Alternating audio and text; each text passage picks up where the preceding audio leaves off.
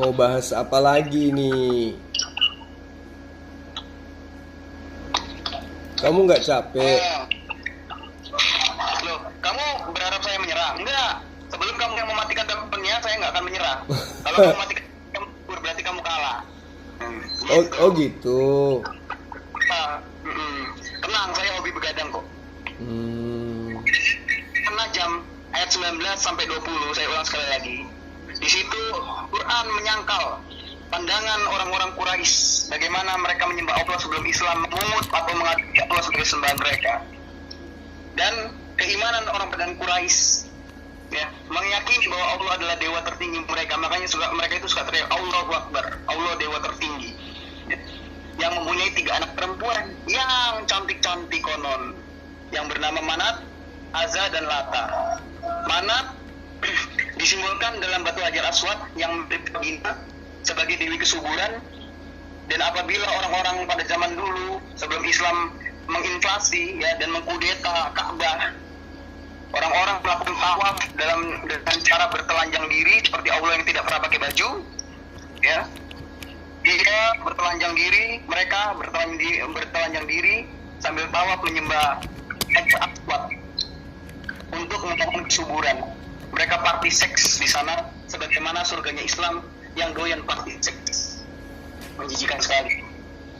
Jadi ini adalah suatu tamparan untuk Zul yang cocokologi ayat Alkitab mengatakan Yesus kawin. Ini akan saya bahas nanti di YouTube. Sekarang diam, lagi sarapan.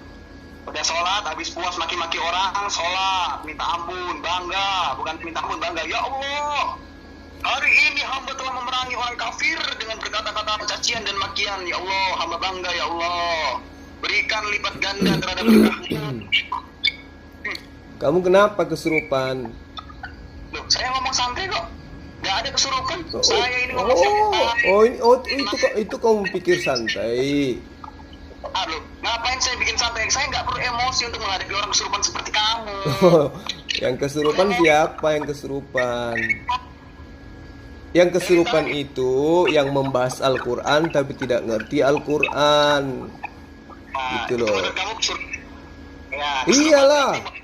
Gimana ceritanya kau mengatakan membahas Quran tapi kau menuduh-nuduh Al-Quran tapi kau membacanya aja nggak bisa? Karena Muhammad tidak bisa membaca dan menulis Quran. Loh, kenapa larinya ke Muhammad? Larinya ke kesurupan. Kamu bilang saya kesurupan karena tidak bisa memahami Quran, karena tidak bisa membaca terjemahan bahasa Arab. Muhammad Sallallahu Alaihi Wasallam itu menjelaskan Al-Quran dengan menggunakan ayat Al-Quran. Nah sekarang, apakah Muhammad mengajarkan Al-Quran dengan terjemahan? Kan tidak. Kan lucu, mengajarkan tapi dia sendiri nggak bisa baca tulis. Itu namanya penipu dong. Ya, loh, buktinya Al-Quran itu tidak ada unsur penipuan di dalamnya. Bahkan menjadi tuntunan hidup hampir seluruh manusia di muka bumi. Tidak ada keraguan di dalamnya. Iya. Lalu bintang misil setan. Yang mana itu? Di mana diterangkan itu? Oh, jadi nggak ada bintang misil setan dalam Quran? Oh, coba bacakan ayatnya. Mungkin terjemahannya kali kamu baca. Di dalam bahasa Arab, intinya dalam parameter kamu, Muhammad itu hina karena dia tidak bisa membaca Quran. Di mana ayatnya dikatakan Muhammad tidak bisa baca Quran? Di mana ayatnya yang mengatakan Muhammad bisa baca Quran? Iya, di mana ayatnya yang mengatakan Muhammad bisa baca Quran? Kamu kan yang menuduh bahwa Muhammad Sallallahu Alaihi Wasallam itu tidak bisa membaca Quran. Di mana dalilnya yang kamu temukan itu berbunyi gitu? Pertama, itu bukan tuduhan. Tapi kedua, aku tidak dapat membaca. Ya, membaca Quran, maksudnya membaca Quran. Iya, memang dia tidak dapat membaca Quran. Iya, di mana dalilnya itu di mana? Dalam hadis apa? Menurut kamu hadis itu salah? Di mana? Apa bunyi hadisnya apa? Bahwa Muhammad tidak bisa membaca Quran. Loh, aku tidak bisa membaca. Bacalah ini, aku tidak bisa membaca. Loh, tadi kamu katakan membaca Quran. Tidak bisa membaca Quran. Al-Quran itu 30 juz. Jadi yang mengajarkan selama ini kepada sahabat siapa kalau bukan Muhammad? Oh, jadi Muhammad mengajarkan Quran tapi dia nggak bisa baca tulis Quran. Hina sekali dong berarti ya. Loh, kok bisa gitu? Loh, dia tidak bisa membaca Quran. Aku tidak bisa membaca. Aku tidak bisa membaca. Bacalah ini, aku tidak bisa membaca. Oh, itu kata-kata itu diucapkan ketika malaikat Jibril datang, Roh Kudus datang memerintahkan kepadanya untuk membaca. Dan dia tidak bisa membaca. Iya, karena waktu itu tidak ada bacaan yang mau disuruh baca. Tidak ada papan tulis, tidak ada tulisan yang harus dia baca. Oh, artinya, loh, berarti Jibril bodoh banget dong ya. Tidak ada yang bacaan, tidak ada mediator untuk dibaca, tapi dia suruh baca. Lucu sekali ya. Makanya kamu jangan jadi umat terjemahan. Berarti menurut kamu sosok arwah yang kalian fitnah sebagai Jibril itu adalah makhluk paling bodoh karena tidak ada mediator untuk dibaca, tapi menyuruh Muhammad membaca. Bukan begitu maksudnya. Ini sudah masuk menjelang pagi, sudah mulai ketabok satu kali plak. Ketabok apa? Itu kamu selalu bilang ketabok. Apa yang ketabok? Kamu ketabok apa maksudnya? Nah, sosok arwah itu yang kalian tuduh sebagai Jibril menyuruh Muhammad membaca, tapi tidak ada mediatornya untuk dibaca. Nah, makanya saya bilang samamu, kamu tahu itu Muhammad tidak bisa membaca itu lewat mana? Loh, jadi ada mediator atau tidak sebagai alat untuk membaca, sebagai bahan bacaan? Nggak ada. Nah, berarti makhluk yang disebut sebagai Jibril itu adalah makhluk paling konyol. Kenapa bisa? Pak, Muhammad tidak bisa membaca. Kenapa bisa? Tetap Muhammad itu tidak memahami Quran. Oh, tidak. Itu pemahaman kamu yang adalah umat terjemahan. Maksudnya di situ, ketika diperintahkan membaca, bukan diperintahkan membaca sebuah tulisan atau sebuah huruf di papan tulis, tetapi dikatakan oleh malaikat Jibril disuruh membaca apa? Iqra, bacalah. Apa yang mau dibaca? Baca Iqra bismi rabbikal ladzi khalaq. Bacalah dengan menyebut nama Tuhanmu yang menciptakan. Terus dikatakan oleh Jibril, khalaqal insana min 'alaqa. Dia telah menciptakan manusia dari segumpal darah. Iqra wa rabbukal akram. Bacalah dan nama Tuhanmu yang maha mulia. Alladzi 'allama bil qalam, yang mengajarkan manusia dengan pena. 'Allamal insana ma lam ya'lam, dan seterusnya. Jadi Muhammad sallallahu alaihi wasallam itu diperintahkan untuk membaca agar Muhammad mengatakan Iqra bismi rabbikal ladzi khalaq. Nah, setelah diperintahkan barulah kemudian Muhammad itu disuruh membaca. Baca apa? Bacalah bahwa tidak ada Tuhan selain Allah yang menciptakan manusia dari segumpal darah. Jadi Muhammad sallallahu alaihi wasallam disuruh mengikra, membaca. Membaca itu membaca dengan pikiran, membaca dengan hati, membaca dengan perasaan, membaca dengan jiwa. Itu maksudnya itu ikra. Makanya di muka bumi ini siapapun itu yang mau cerdas, mau pintar, mau jadi apapun dia, harus dimulai dengan membaca. Orang jadi pendeta dimulai dari membaca. Orang mau jadi ustadz dimulai dari membaca. Orang mau jadi insinyur dimulai dari membaca. Orang mau jadi profesor harus mulai dengan membaca. Jadi perintah Allah kepada Muhammad sallallahu alaihi wasallam dengan mengatakan bacalah, itu maksudnya ayat ini kelak diperintahkan untuk disampaikan kepada seluruh umat manusia agar manusia itu senantiasa membaca. Habibie jadi profesor menemukan pesawat karena membaca. Orang bisa menemukan rudal karena membaca. Orang bisa menemukan semua yang ada di muka bumi ini yang bisa kita rasakan sekarang karena membaca. Makanya tidak dikatakan makanlah, tapi disuruh bacalah. Kenapa? Karena dengan membaca, akal manusia itu sudah diproses, sudah dibuat sedemikian rupa untuk mengungkap semua rahasia yang ada di muka bumi ini. Sehingga dengan membaca, manusia bisa beradab, manusia bisa berbudaya, manusia bisa berkarya. Itu maksudnya. Makanya jangan menjadi makhluk terjemahan. Iqra bismi rabbikal ladzi khalaq.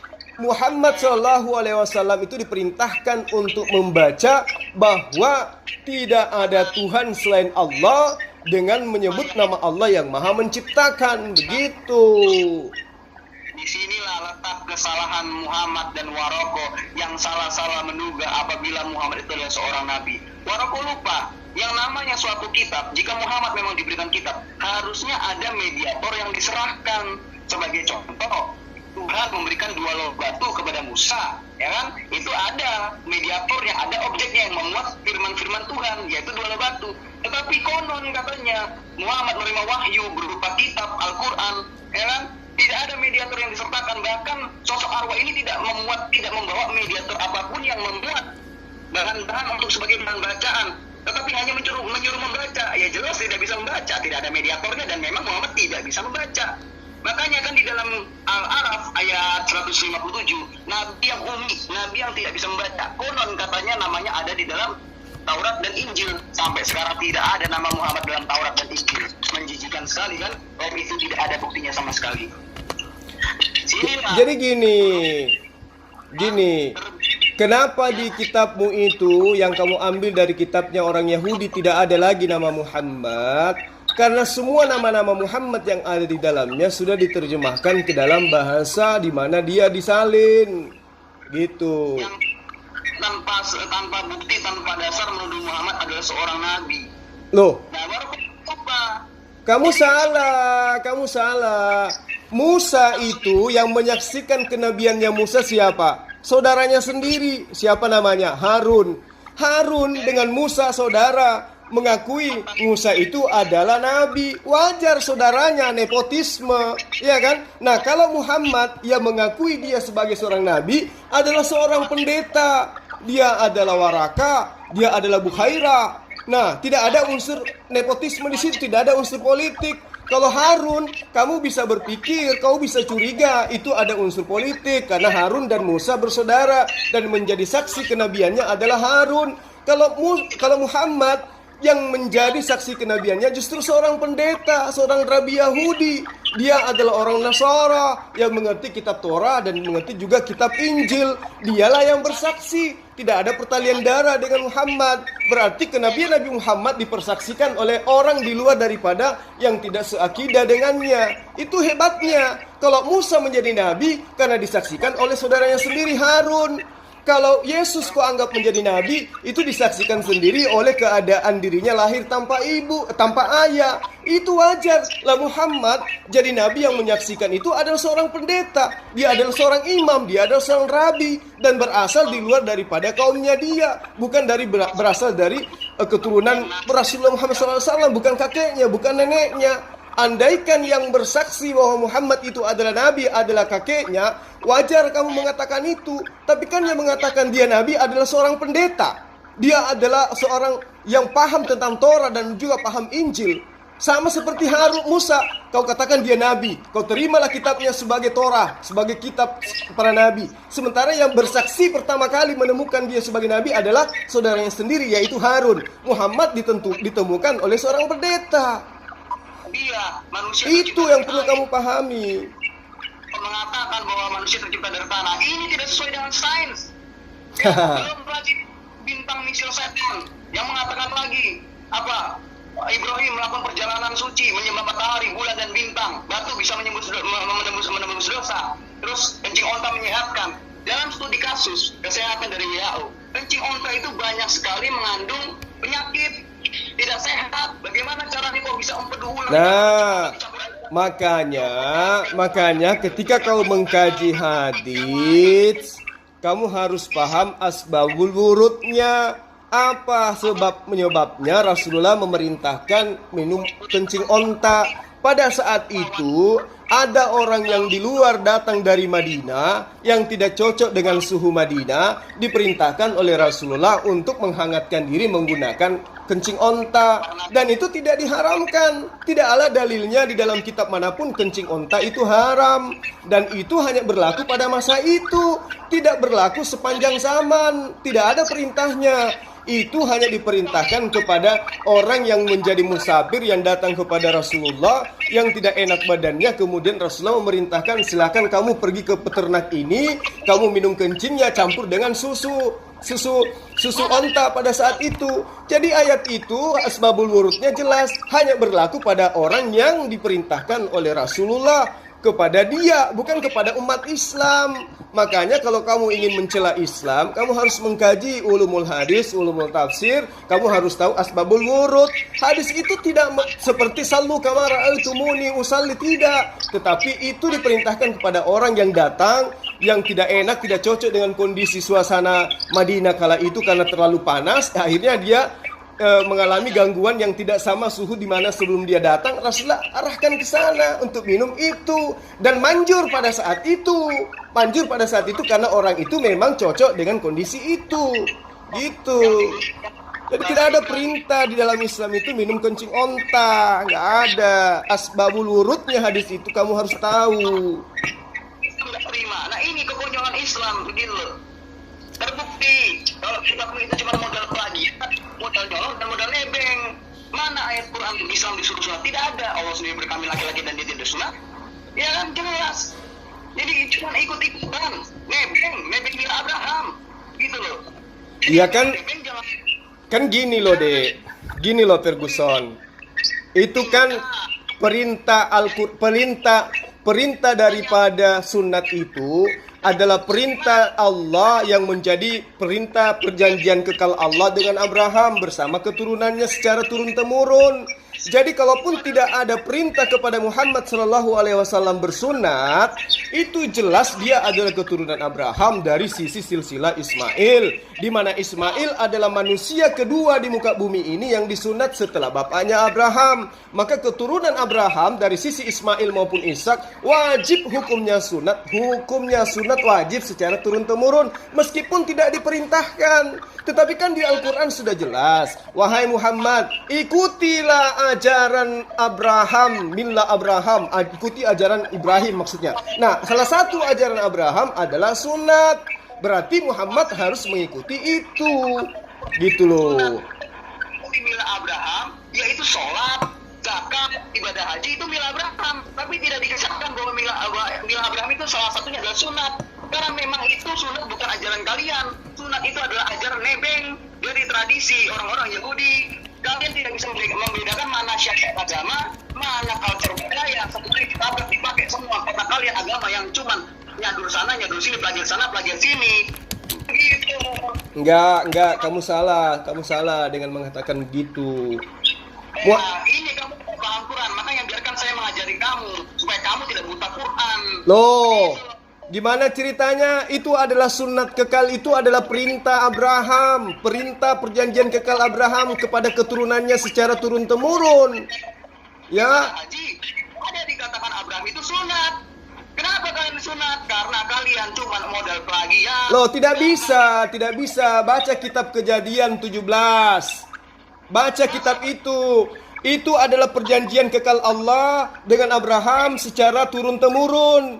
Berarti kalau secara turun-temurun, berarti semua keturunannya terus ke bawah harus bersunat, harus memegang perintah itu. Karena itu perintah kekal, maka menjadi sebuah kebiasaan. Karena semua anak laki-laki dari keturunan Abraham maupun yang tinggal di dalam rumah keturunan Abraham, tapi dia seorang laki-laki, wajib sunat. Makanya menjadi sebuah budaya karena sudah turun-temurun, gitu maksudnya.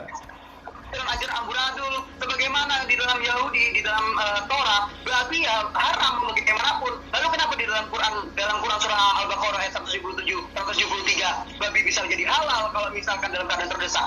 Apakah boleh ketika orang lagi buka puasa tapi di dalam keadaan terdesak, yaitu tidak ada makanan, terus ada babi disembelih, terus boleh dimakan?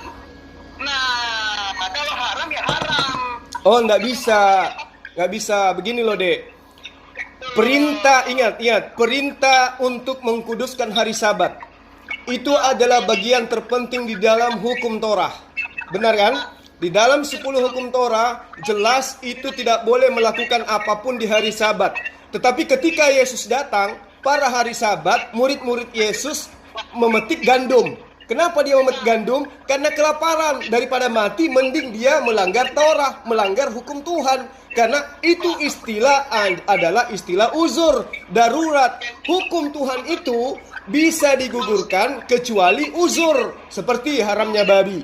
Babi haram itu memang, tetapi ketika darurat, misalnya tidak ada lagi makanan dan di situ hanya ada babi. Kalau tidak makan mati, kalau makan maka kemungkinan orang itu bisa hidup, maka dia bisa mencicipinya sekedarnya saja.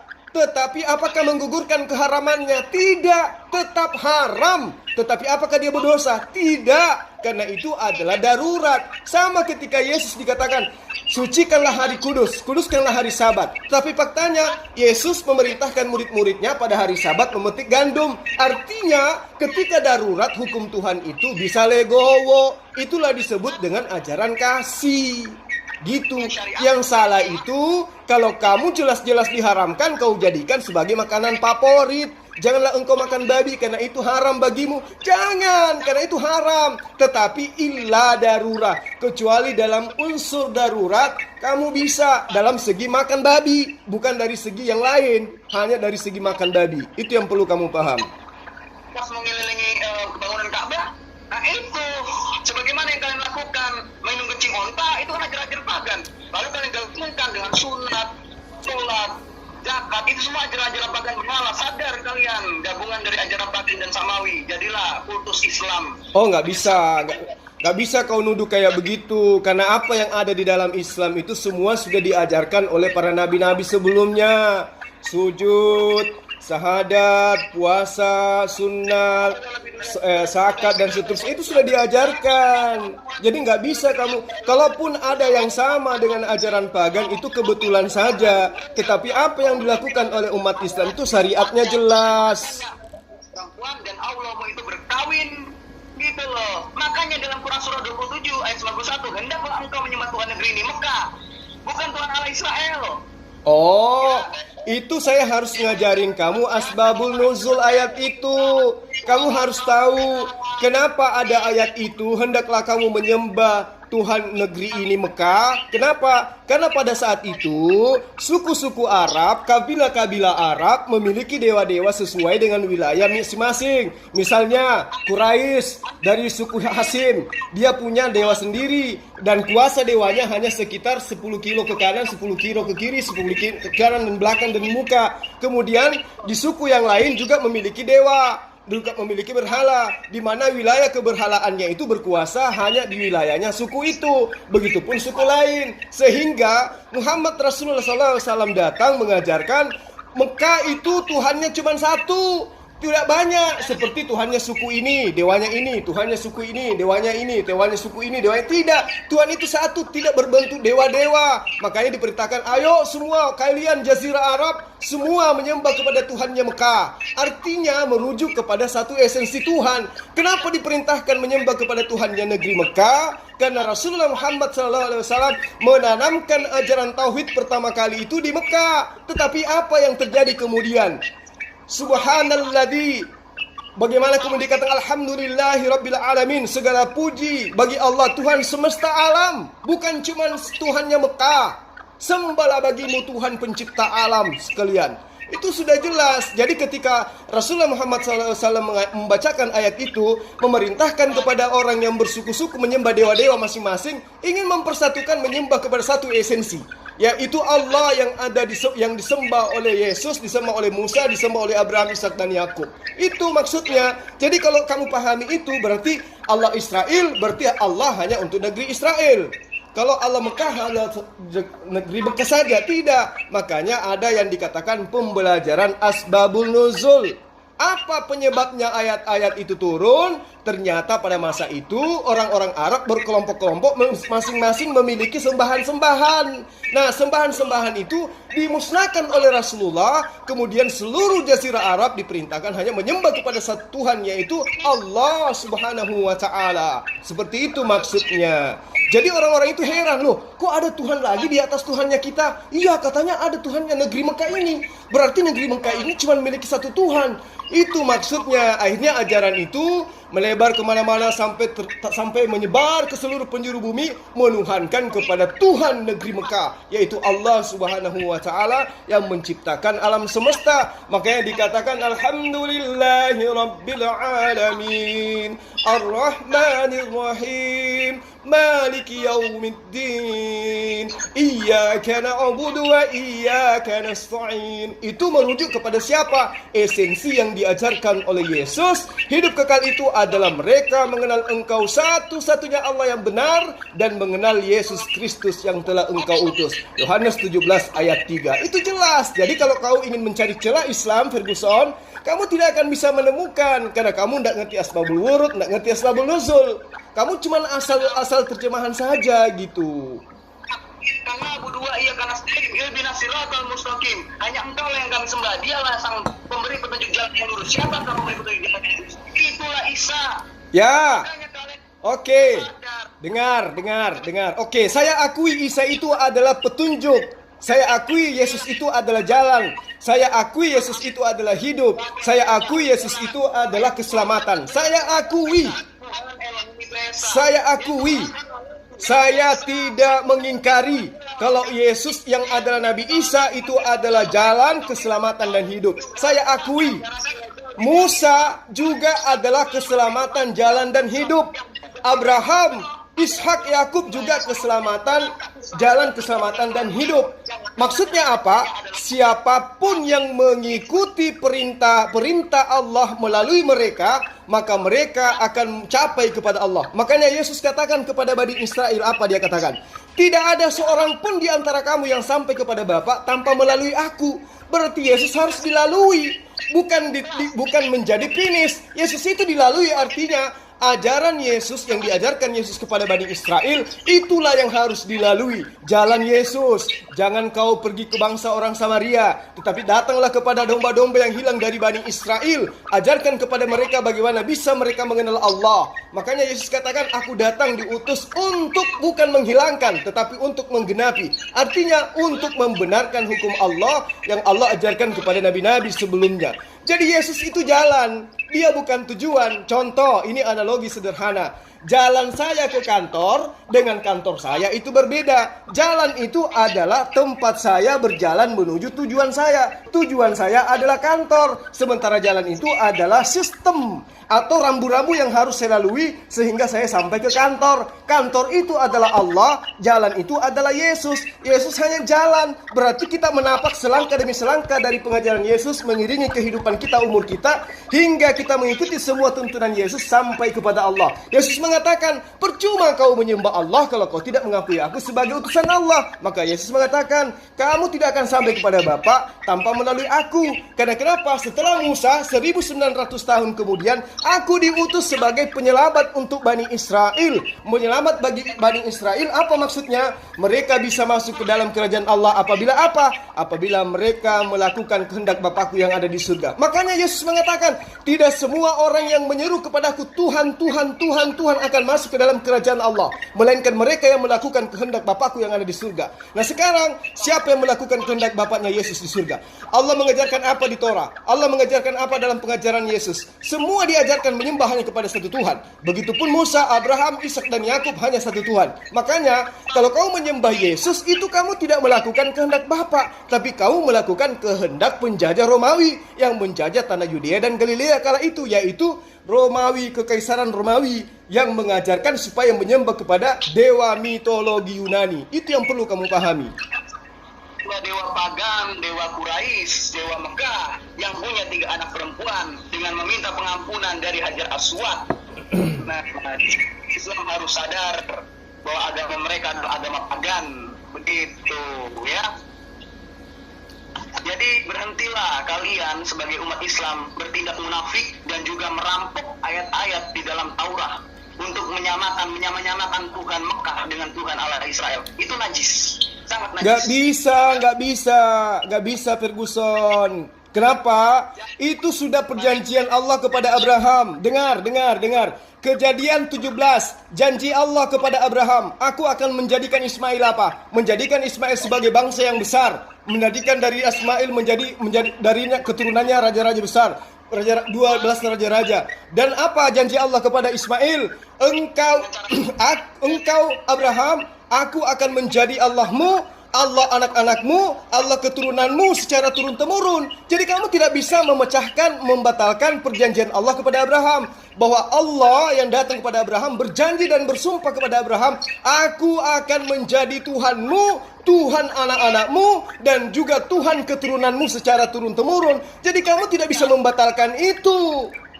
Tuhan memang pada sebelum Islam datang, orang-orang Quraisy jahiliyah itu menyembah berhala. Betul, menyembah berhala. Tetapi mereka sudah mengenal ada yang dikatakan Allah. Mereka sudah mengenal ada yang dikatakan Tuhan selain daripada yang mereka sembah. Yang mereka sembah itu hanya diberhalakan. Tetapi mereka yakin ada esensi pencipta lain daripada benda-benda mati yang mereka tuhankan itu. Makanya bapaknya Muhammad SAW disebut sebagai Abdullah. Artinya hamba Allah. Artinya kata-kata Allah, Ela, Alaha, Elohim, Eloha itu sudah diperkenalkan oleh nabi-nabi sebelumnya. Namun mereka karena hidup di zaman jahiliyah, mereka tidak diberi kitab, mereka tidak diberi nabi, sehingga mereka tidak menemukan esensi kebenaran daripada seharusnya mereka seperti Bani Israel. Sedangkan Bani Israel diberi nabi, diberi rasul secara beruntun. Mereka dikasih kitab secara beruntun. Tetapi mereka tetap menjadi bangsa tegar tengkuk. Mereka tetap ingkar terhadap Allah. Sehingga Allah mengatakan, Yesus mengatakan, ada suatu hari nanti kelak kerajaan Allah akan diambil daripadamu dan diberikan kepada bangsa lain. Itu maksudnya gitu. Jadi kamu harus paham, pra-Islam memang Quraisy menyembah berhala. Tetapi Muhammad SAW datang, nggak mungkin mengajarkan lagi Quraisy menyembah berhala, nggak mungkin. Mereka mengajarkan menyembah kepada siapa? Esensi Allah yang satu-satunya Tuhan pencipta alam semesta ini. Makanya sejazirah Arab menerima ajaran itu, meninggalkan ajaran pagan dan menyembah kepada Allah. Jadi kalau kau katakan Allah SWT bukan Allah yang disembah oleh Abraham, Ishak dan Yakub, kamu salah. Berarti kamu katakan Allah janjinya dan sumpahnya kepada Abraham itu dusta. Aku membuat perjanjian antara engkau Abraham, aku akan menjadi Allahmu, Allah anak-anakmu, Allah keturunanmu secara turun-temurun. Tidak bisa kau batalkan itu. Jadi Allah yang disembah oleh Muhammad adalah Allah Abraham, Elo Abraham, Eloha Abraham. Itu yang perlu kamu pahami. Yang lebih daripada ulang lagi itu bersama-sama. Ya, lalu kemudian Allah bersemayam di arsy, lalu kemudian Allah turun mengumpulkan arisan mengumpulkan doa. Ini nggak masuk akal tauhidnya Islam itu, gitu loh, sangat masuk akal. Nah, justru terbalik. Itu mengajarkan untuk menyembah Yesus. Sekali lagi saya ulang, dalam Quran surah At-Taubah ayat 31 jelas sekali, kafirlah orang yang mengambil Tuhan selain Allah dan Al-Masih sebagai Tuhan yang esa. Gitu loh, cukup dikitir, ditandakan dalam kurung oleh kalian. Begitu loh, emang lu doang yang bisa ngomong cepat. Ayo lagi coba. Iya memang kafir. Kafirlah orang yang menyembah. Makanya orang-orang Yahudi yang mengakui Allah itu adalah satu-satunya Allah, mereka tidak menduakannya dengan Yesus, mereka tidak menduakannya dengan merpati, mereka tidak menduakannya dengan Maria. Mereka tetap menyembah kepada esensi yang mengutus Abraham. Siapa itu? Allah Abraham. Ingat, saya sudah ngajarkan dari tadi bahwa keturunan Abraham itu memiliki dua bahasa, memiliki tiga bahasa. Bahasa mereka disebut bahasa Semitik. Itu yang perlu kau tahu. Pertama bahasa Ibrani, bahasa Aram, dan bahasa Arab. Tiga bahasa serumpun ini tidak bisa kamu rubah. Jadi ketika kata El berubah menjadi kata ilah, dan ada Allah dalam bahasa Ibrani, Elohim dalam bahasa Aram, terbalik. Lalu kemudian di dalam bahasa Arab disebut sebagai Allah. Itu adalah menceritakan tentang esensi yang satu. Dan itu tidak bisa kau rubah. Karena Abraham memiliki dua anak, Ismail, Ishak. Allah mengatakan, aku akan menjadi apa yang engkau minta tentang Ismail akan aku kabulkan. Dia akan kujadikan sebagai bangsa yang besar. Dia akan memiliki keturunan yang sangat banyak. Darinya akan lahir 12 raja-raja. Siapa yang menubuatkan itu kalau bukan kaumnya Nabi Muhammad SAW? Dia menyembah kepada esensi yang sama. La ilaha illallah. Itu sudah dinubuatkan. Makanya saya katakan tadi di dalam Yesaya 29 ayat 12 bahwa ketika kitab itu diberikan kepada orang yang tidak mampu membaca, dengan perintah bacalah, maka orang itu akan mengatakan aku tidak bisa membaca. Itulah yang disebut di dalam surah Al-Alaq, Iqra. Bismi rabbikal ladzi khalaq, khalaqal insana min 'alaq, iqra wa rabbukal akram. Itu digenapi dari penubuatan di dalam Yesaya 29 ayat 12. Gitu loh maksudnya. Nah sekarang ini Kristen dari mana datangnya? Nyembah-nyembah roh binatang bertanduk 7 dan bermata 7 itu dari mana? Kamu dapat ilmu dari mana itu? Siapapun yang dia kehendaki, sebagaimana dalam Quran surah Al-Ahzab ayat Itu bagus. ya, dan kamu boleh menangguhkan menggauli siapapun yang kamu kehendaki, ya termasuk istri-istri yang telah kamu ceraikan, bahkan siapapun perempuan yang belum kamu nikahi, belum kamu sahkan, belum kamu halalkan, boleh kamu gauli, dan itu tidak ada dosa bagi kamu. Nah ini najis sekali gitu loh, sangat najis ya apabila Tuhan memerintahkan hal seperti itu. Dan Loh, bagaimana di dalam kitab perjanjian lama? bukan kepada Islam. Tunggu dulu, kamu harus tahu. Dengar. Yesus itu berasal dari hasil poligami Daud. Ngerti? Yesus itu berasal dari istri keempatnya Daud. Ngerti? Kamu tidak ngerti lagi? Hah? Kamu harus mengakui Daud itu adalah seorang nabi. Istri Daud berapa? 600 orang lebih istrinya. Asal kau tahu, itu tertera di dalam kitabmu. Daud yang adalah nabi Allah memiliki istri 600 orang. Muhammad cuman punya hitungan jari. Kamu kaget. Daud yang adalah bapaknya Yesus, keturunan buyutnya Tuhanmu memiliki istri 600 orang. Kamu tidak kaget.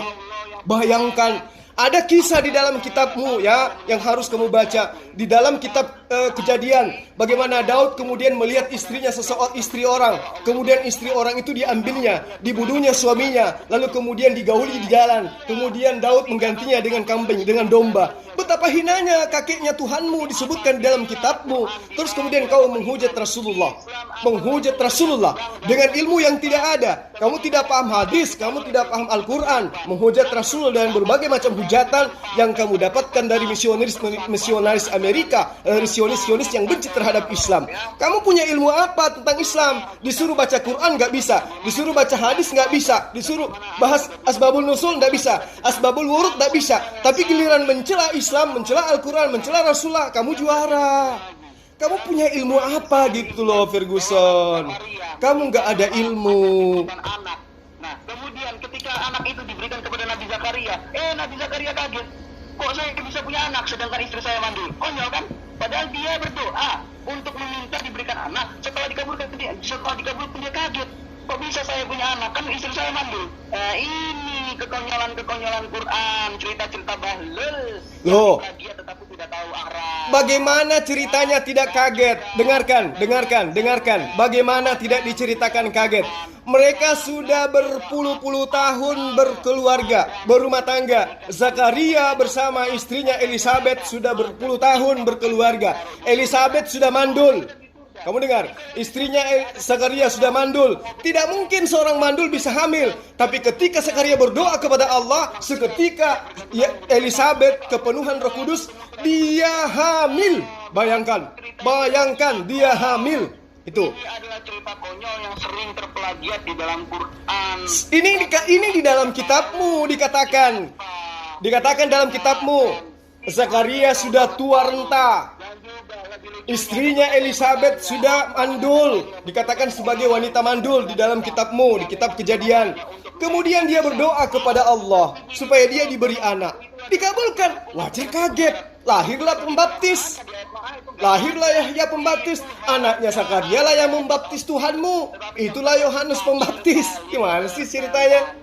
Satu sama lain. Sebagai contoh, ada tafsir yang mengatakan bahwa seorang muda dari pengikut Isa tunduk taat mau diserupakan. Ada juga Zulkifli yang beranggapan bahwa Yudas Iskariot. Ada versi terbaru Simon Kirene, dan sekarang yang lagi ngetren Yesus Barnabas. Ini tidak akan beres sampai kapanpun ya tafsir tentang. Oh, sudah finish. Kalau Islam itu sudah finish. Surah An-Nisa ayat 157 itu sudah finish bagi umat Islam. Apa itu? Isa alaihissalam tidak disalib. Titik. Lalu terus siapa yang disalib? Wallahu alam. Mau dia doyok, mau dia kasino, mau dia indro, mau dia siapapun itu, silakan. Kita tidak mau urus itu. Yang kita urus adalah Nabiullah alaihissalam. Nabi Isa alaihissalam tidak disalib. Titik. Siapapun yang diserupakan dengan Yesus itu bukan urusan kami. Itu bukan urusan umat Islam. Umat Islam cuma disibukkan dengan akidahnya bahwa Nabi Isa alaihissalam ketika diutus kepada Bani Israel itu tidak dibunuh, tidak disalib. Udah selesai. Tidak berdasarkan data, tapi cuma dari asumsi dan juga fitnah. Dari segala jenis sejarah, tidak ada satupun sejarah yang mengatakan bahwa Yesus Barnabas atau Simon dari Kirene yang disalib menggantikan Yesus. Dan juga tidak ada Yudas Iskariot. Tapi Islam membuat tafsirnya sendiri dan berasumsi sendiri, keok sendiri, setiap tahun diperbarui sendiri. Ada kemarin ya Simon dari Kirene lagi ngetem, sekarang diperbarui lagi Yesus Barnabas yang katanya disalib. Nah ini artinya apa? Tidak ada kejelasan siapa yang disalib. Kenapa? Karena Allahnya tidak memberitahu. Allahnya memang ya gitu labil gitu. Quran itu adalah kitab ambigu, kitab penyempurna yang paling tidak sempurna. Tapi kamu tidak mampu membacanya. Soal bagaimana dan apa alasan kenapa Allah menyebutkan orang lain saja sampai ke kalang kabut Islam lari ke bahasa Arab lagi, sampai lari ke bahasa Arab lagi. Dan kamu tidak mampu membacanya karena Al-Quran itu kitab termaterai. Dalam parameter Islam, Muhammad itu bodoh karena tidak mampu membaca Quran, karena tidak bisa menulis Quran. Kalau misalkan ya, ada orang iseng ngasih tulisan jandaku ada 5 salah, balonku ada 5, terus dibilang Muhammad ini adalah surah Al-Baqarah ayat 1-2. Muhammad pasti akan percaya. Kenapa? Karena Muhammad tidak bisa baca tulis Quran. Oh, itu dalam pemahamanmu. Layaknya kitabmu iya. Kalau di kitabmu iya, kalau Muhammad SAW dia itu adalah orang yang terpuji, dia adalah orang yang terpercaya. Dan Al-Quran itu sudah menjelaskan apapun yang belum ditemukan oleh ilmuwan dan yang sudah ditemukan ilmuwan pada masa ini.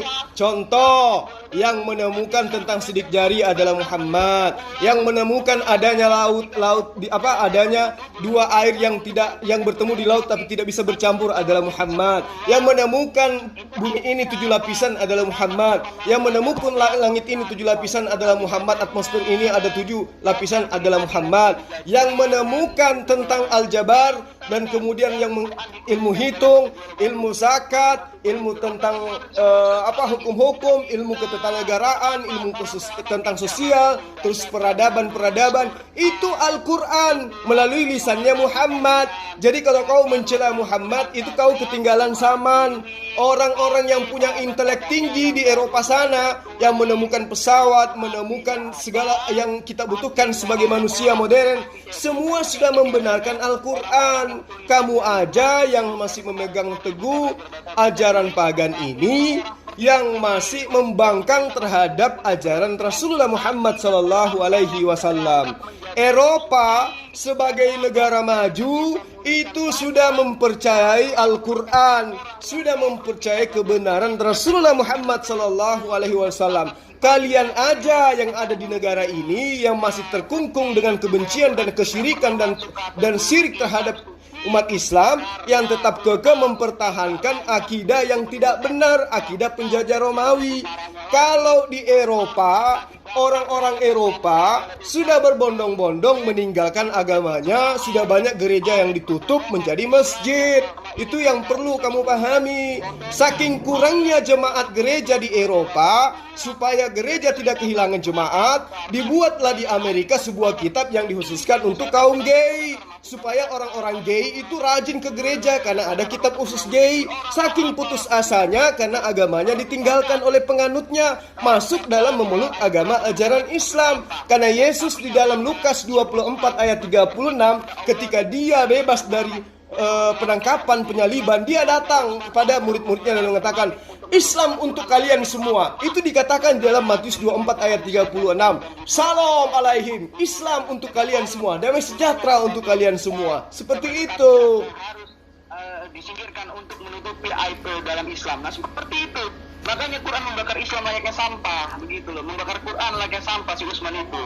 Nah, jelas kalau Alkitab sekalipun hanya terjemahan tidak pernah dibakar layaknya sampah, tapi ternyata Quran, mushaf-mushaf yang memuat firman-firman Tuhan dibakar layaknya sampah. Itulah perbedaan antara Alkitab dan Al-Quran.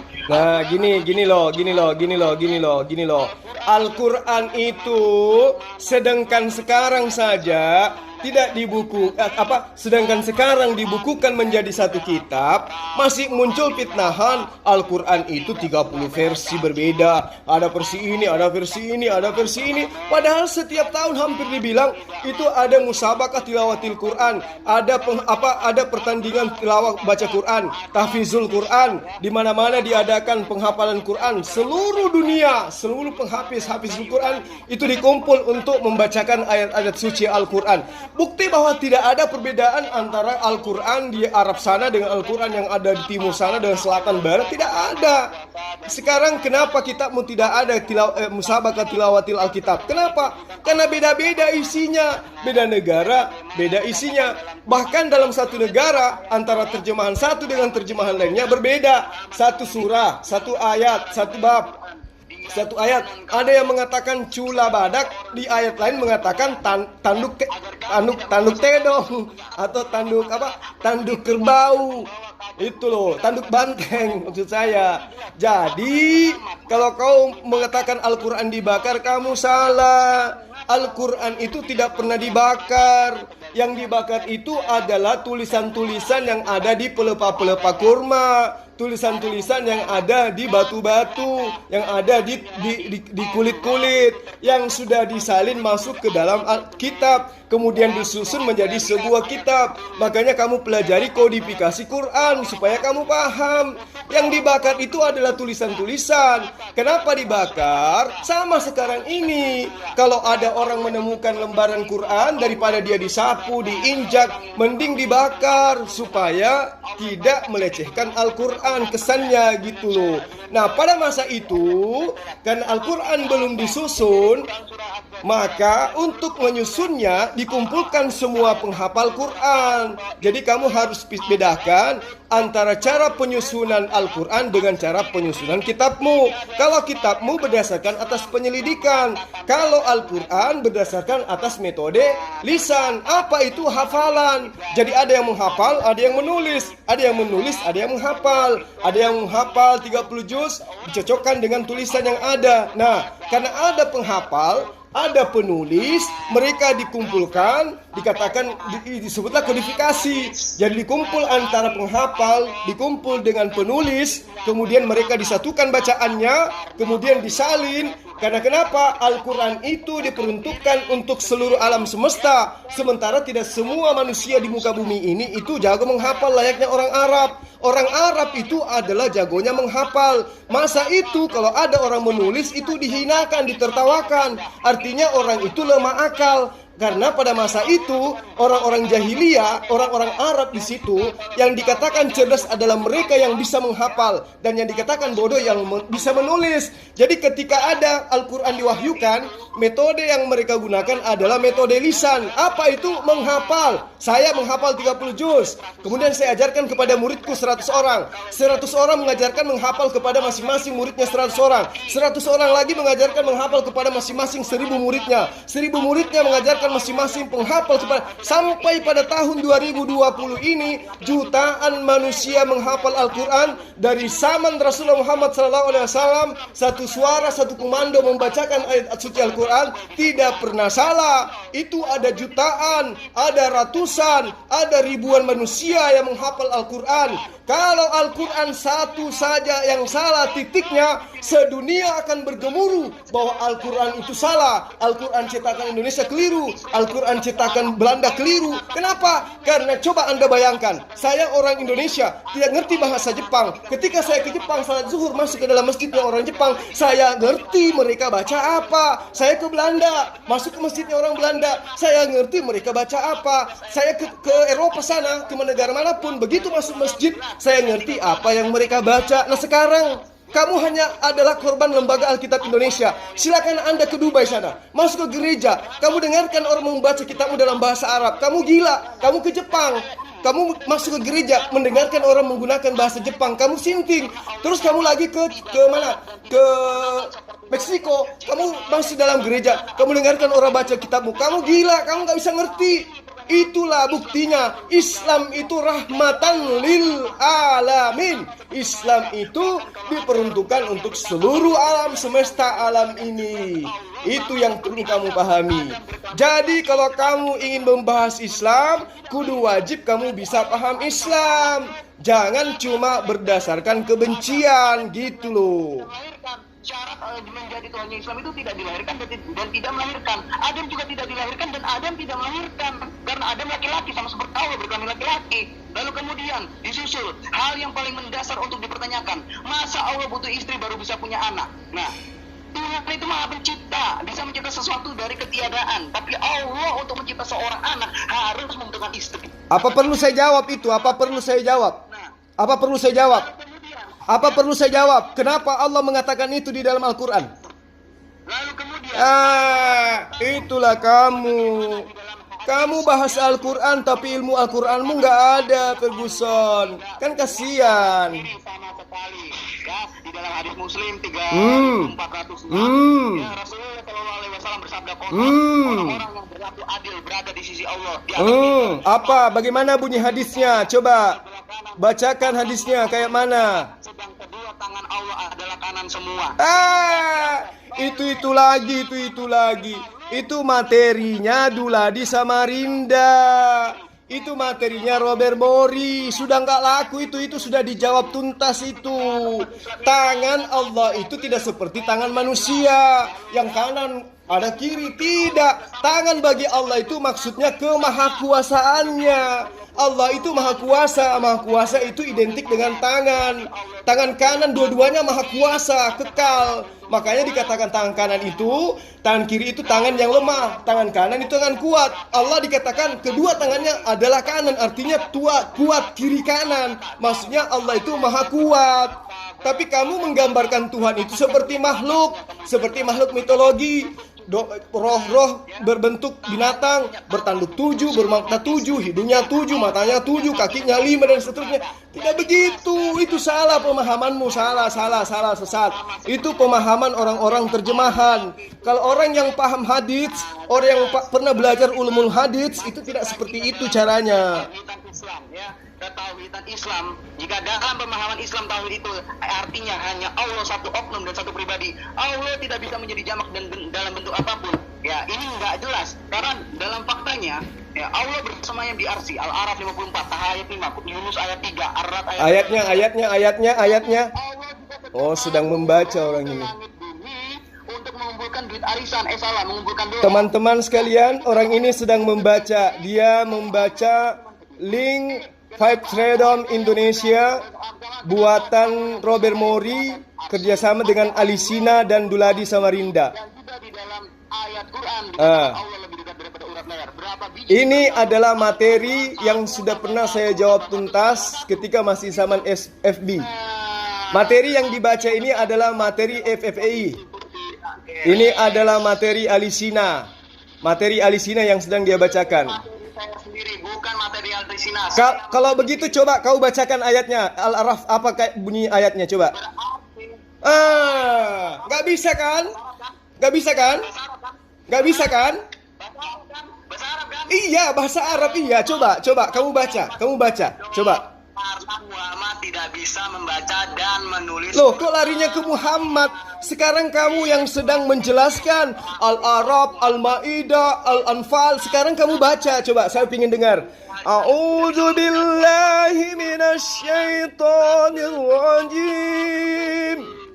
Bismillahirrahmanirrahim. Coba, mulai. Ayat 3. Semuanya mengatakan Allah bersemayam di arsy. Lalu bagaimana Allah yang turun ke bumi mengumpulkan duit arisan, mengumpulkan doa? Kalau memang Allah cuma satu biji, ada berapa biji Allah? Lalu ada lagi Allah yang lebih dekat daripada urat leher.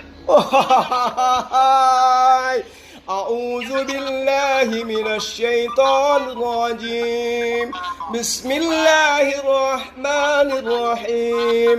Allahu la ilaha illa huwal huwal hayyul qayyum la ta'khudhuhu sinatun wa la nawm lahu ma fis samawati wa ma fil ard man zalladhi yashfa'u 'indahu illa bi'ithnihi ya'lamu ma bayna aydihim wa ma khalfahum wa la yuhituna bi syai'in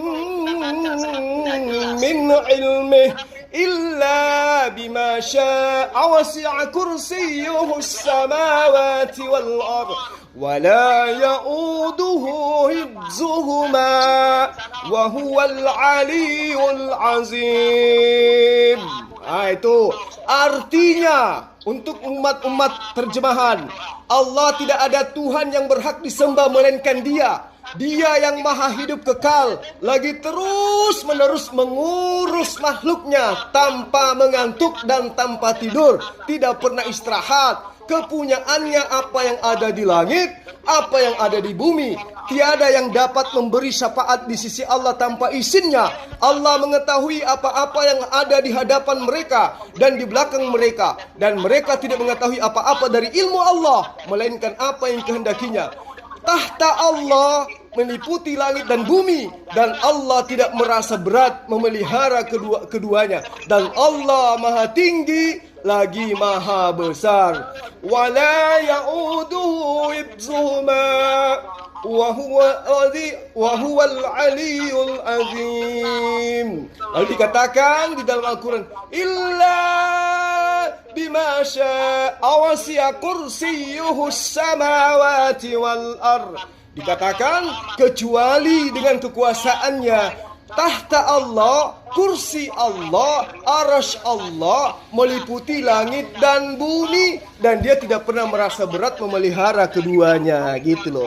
Jadi umat terjemahan ini sedang mempertontonkan kebodohannya. Dia nelpon saya, dia nelpon, dia ingin pamer, dia ingin celoteh kesana kemari tanpa ilmu. Dia hantam Al-Anfal, Yasin, Al-Anbiya, Al-Anfal ayat sekian, Al-Baqarah ayat sekian, tapi dia disuruh baca nggak mampu, gitu loh. Inilah gambaran penyesat yang nyata yang hadir di tengah-tengah kita, yang ingin melumpuhkan umat Islam, tapi sayangnya dia menggunakan senjata pelurunya peluru lombok biji. Mana bisa? Dia datang ingin menghancurkan umat ajaran Islam dari akidahnya dengan modal apa? Dengan lombok dan juga kecap. Mana bisa? Coba dengar. Ada nggak ilmu yang dia sampaikan orang ini? Coba dengar. Ini namanya Ferguson. Coba dengar. Orang dari tadi ngomong terus. Ya, coba lihat. Coba lihat. Dia ngomong terus. Saya tanding dia ngomong terus. Itu, coba lihat. Coba lihat. Coba lihat bagaimana dia akhirnya sadar kelimpungan sama saya. Allahu la ilaha illa huwal hayyul qayyum.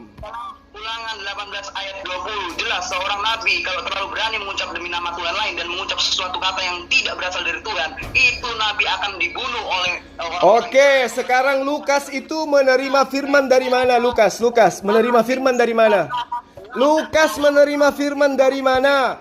Markus menerima firman dari mana? Paulus menerima firman dari mana? Terlalu berani mereka mengajarkan sesuatu yang berasal dari diri mereka, dan mereka katakan itu adalah firman Allah, padahal itu adalah karangan mereka, hasil kumpulan-kumpulan pengajaran yang mereka dengarkan dari berita-berita yang ada di sekeliling mereka. Lalu mereka katakan itu adalah firman Allah. Apa yang terjadi kepada mereka kemudian? Semuanya mati dalam keadaan teraniaya, tersiksa, terpenggal. Ada juga yang direbus sampai mati. Apa yang dikatakan dalam Ulangan 18 ayat 20 digenapi Paulus, digenapi Lukas, digenapi Yohanes, digenapi Matius, ya kan? Semua yang ada menulis kitabnya orang Kristen, tidak ada matinya yang normal. Ada yang dipenggal, ada yang diseret sampai mati, ada yang dibakar hidup-hidup, ada yang direbus sampai mati. Itulah penulis kitab-kitabnya Kristen. Itu yang perlu diketahui. Lalu kemudian Rasulullah Muhammad SAW katanya itu membuktikan bahwa yang diajarkan dia adalah nabi palsu. Diracun hari ini, matinya tahun keempat kemudian. Mana ada orang diracun kayak gitu? Yang namanya diracun, minum hari ini 5 menit paling lama sudah innalillah. Ini minum hari ini. Loh, kemudian 4 tahun kemudian baru meninggal. Dikatakan mati diracun. Kan Kan lucu, ditembak hari ini, kemudian masuk rumah sakit, sembuh selama 4 tahun kemudian, orang itu meninggal. Dikatakan bahwa dia meninggal gara-gara ditembak. Padahal ditembaknya hari ini, 4 tahun kemudian baru meninggal. Dikatakan dia mati ditembak. Padahal Rasulullah itu ingin dicobai oleh Zainab, istri daripada salah satu pejuang daripada orang Yahudi. Kalau benar Muhammad SAW ini adalah seorang nabi, maka Allah akan melindunginya dari kematian. Diracunlah dia. Apa yang terjadi? Rasulullah Muhammad SAW memakan daging itu. Ajaibnya, daging tulang yang sudah direbus bicara kepada Rasulullah, hentikan, stop, jangan kau makan. Aku sudah diracuni oleh wanita Yahudi itu. Berhenti, selesai. Rasulullah tidak menjadi makannya. Dan apa yang terjadi kemudian? Wanita itu ditangkap, dihadapkan kepada Rasulullah, ditanyai, apa sebabnya kamu meracuni makananmu? Dia katakan, aku ingin membuktikan apa benar kamu adalah seorang nabi. Dan ternyata saya bersaksi kau adalah seorang nabi. Sahabatmu memakannya, kamu pun memakannya, tetapi sahabatmu meninggal. Kamu tidak meninggal, membuktikan kau itu adalah seorang nabi. Sekarang saya ingin bersyahadat. Maka Zainab pada saat itu bersyahadat, masuk Islam. Jadi adapun cerita bahwa Rasulullah itu mati diracun, itu materi-materi yang disusun oleh orientalis barat untuk menghujat Rasulullah, untuk menghujat Nabiullah. Padahal Rasulullah ketika setelah pulang dari perang Khabar, itu dia masih melakukan tawaf, melakukan haji, melakukan bersama-sama dengan umat Islam, melakukan Madinah Mekah itu bolak-balik. Dia juga mengikuti beberapa perang lagi. Artinya bahwa ketika mereka menuduh Muhammad SAW mati diracun, itu adalah kekonyolan dari mereka, saling membodohi satu sama yang lain. Dikatakan jelas bahwa Allah membunuh siapapun yang dikehendakinya. Allah membunuh orang-orang kafir lewat tangan orang-orang Islam. Itu menandakan bahwa Islam itu adalah agama yang bukan berasal. Oh, bagaimana dengan Allah? Allah Subhanahu wa taala sebelum berfirman kepada Rasulullah Muhammad sallallahu alaihi wasallam, terlebih dahulu sudah berfirman kepada Musa. Musa diperintahkan membunuh orang Amalek. Jangan kau biarkan bernapas apapun yang ada pada orang-orang Amalek. Mau binatang, mau lembu, mau anak kecil, mau orang tua, mau laki-laki, mau perempuan, bunuh semua yang bernapas. Itu perintah Allah kepada Musa terhadap orang Amalek. Musa itu adalah panglima perang. Musa diperintahkan membunuh. Musa diperintahkan mengambil harta rampasan perang. Musa diperintahkan untuk menyerahkan upeti. Bahkan Musa diperintahkan oleh Allah untuk memberikan upeti kepada Allah berupa perempuan yang masih perawan sebanyak 32 orang. Itu ada di dalam kitabnya Nabi Musa yang kemudian diterjemahkan ke dalam kitabnya orang Kristen. Jadi Nabi Musa, ayat-ayat pembunuhan di dalam Alkitab itu sangat banyak. Orang yang menyembah selain Allah wajib dibunuh. Orang yang berzina wajib dibunuh. Orang yang menyembah selain kepada Allah harus dibunuh. Itu jelas di dalam kitabnya orang Kristen yang diimani sebagai perjanjian lama. Jadi kalau misalnya dia menuduh kemudian Allah itu membunuh, maka dia harus menyembunyikan ayat-ayat pembunuhan yang ada di dalam kitabnya. Kenapa? Karena kitabnya mengajarkan pembunuhan yang sangat sadis. Itu adalah ajaran yang diajarkan oleh Allah kepada Nabi Musa untuk menegakkan kalimat La ilaha illallah.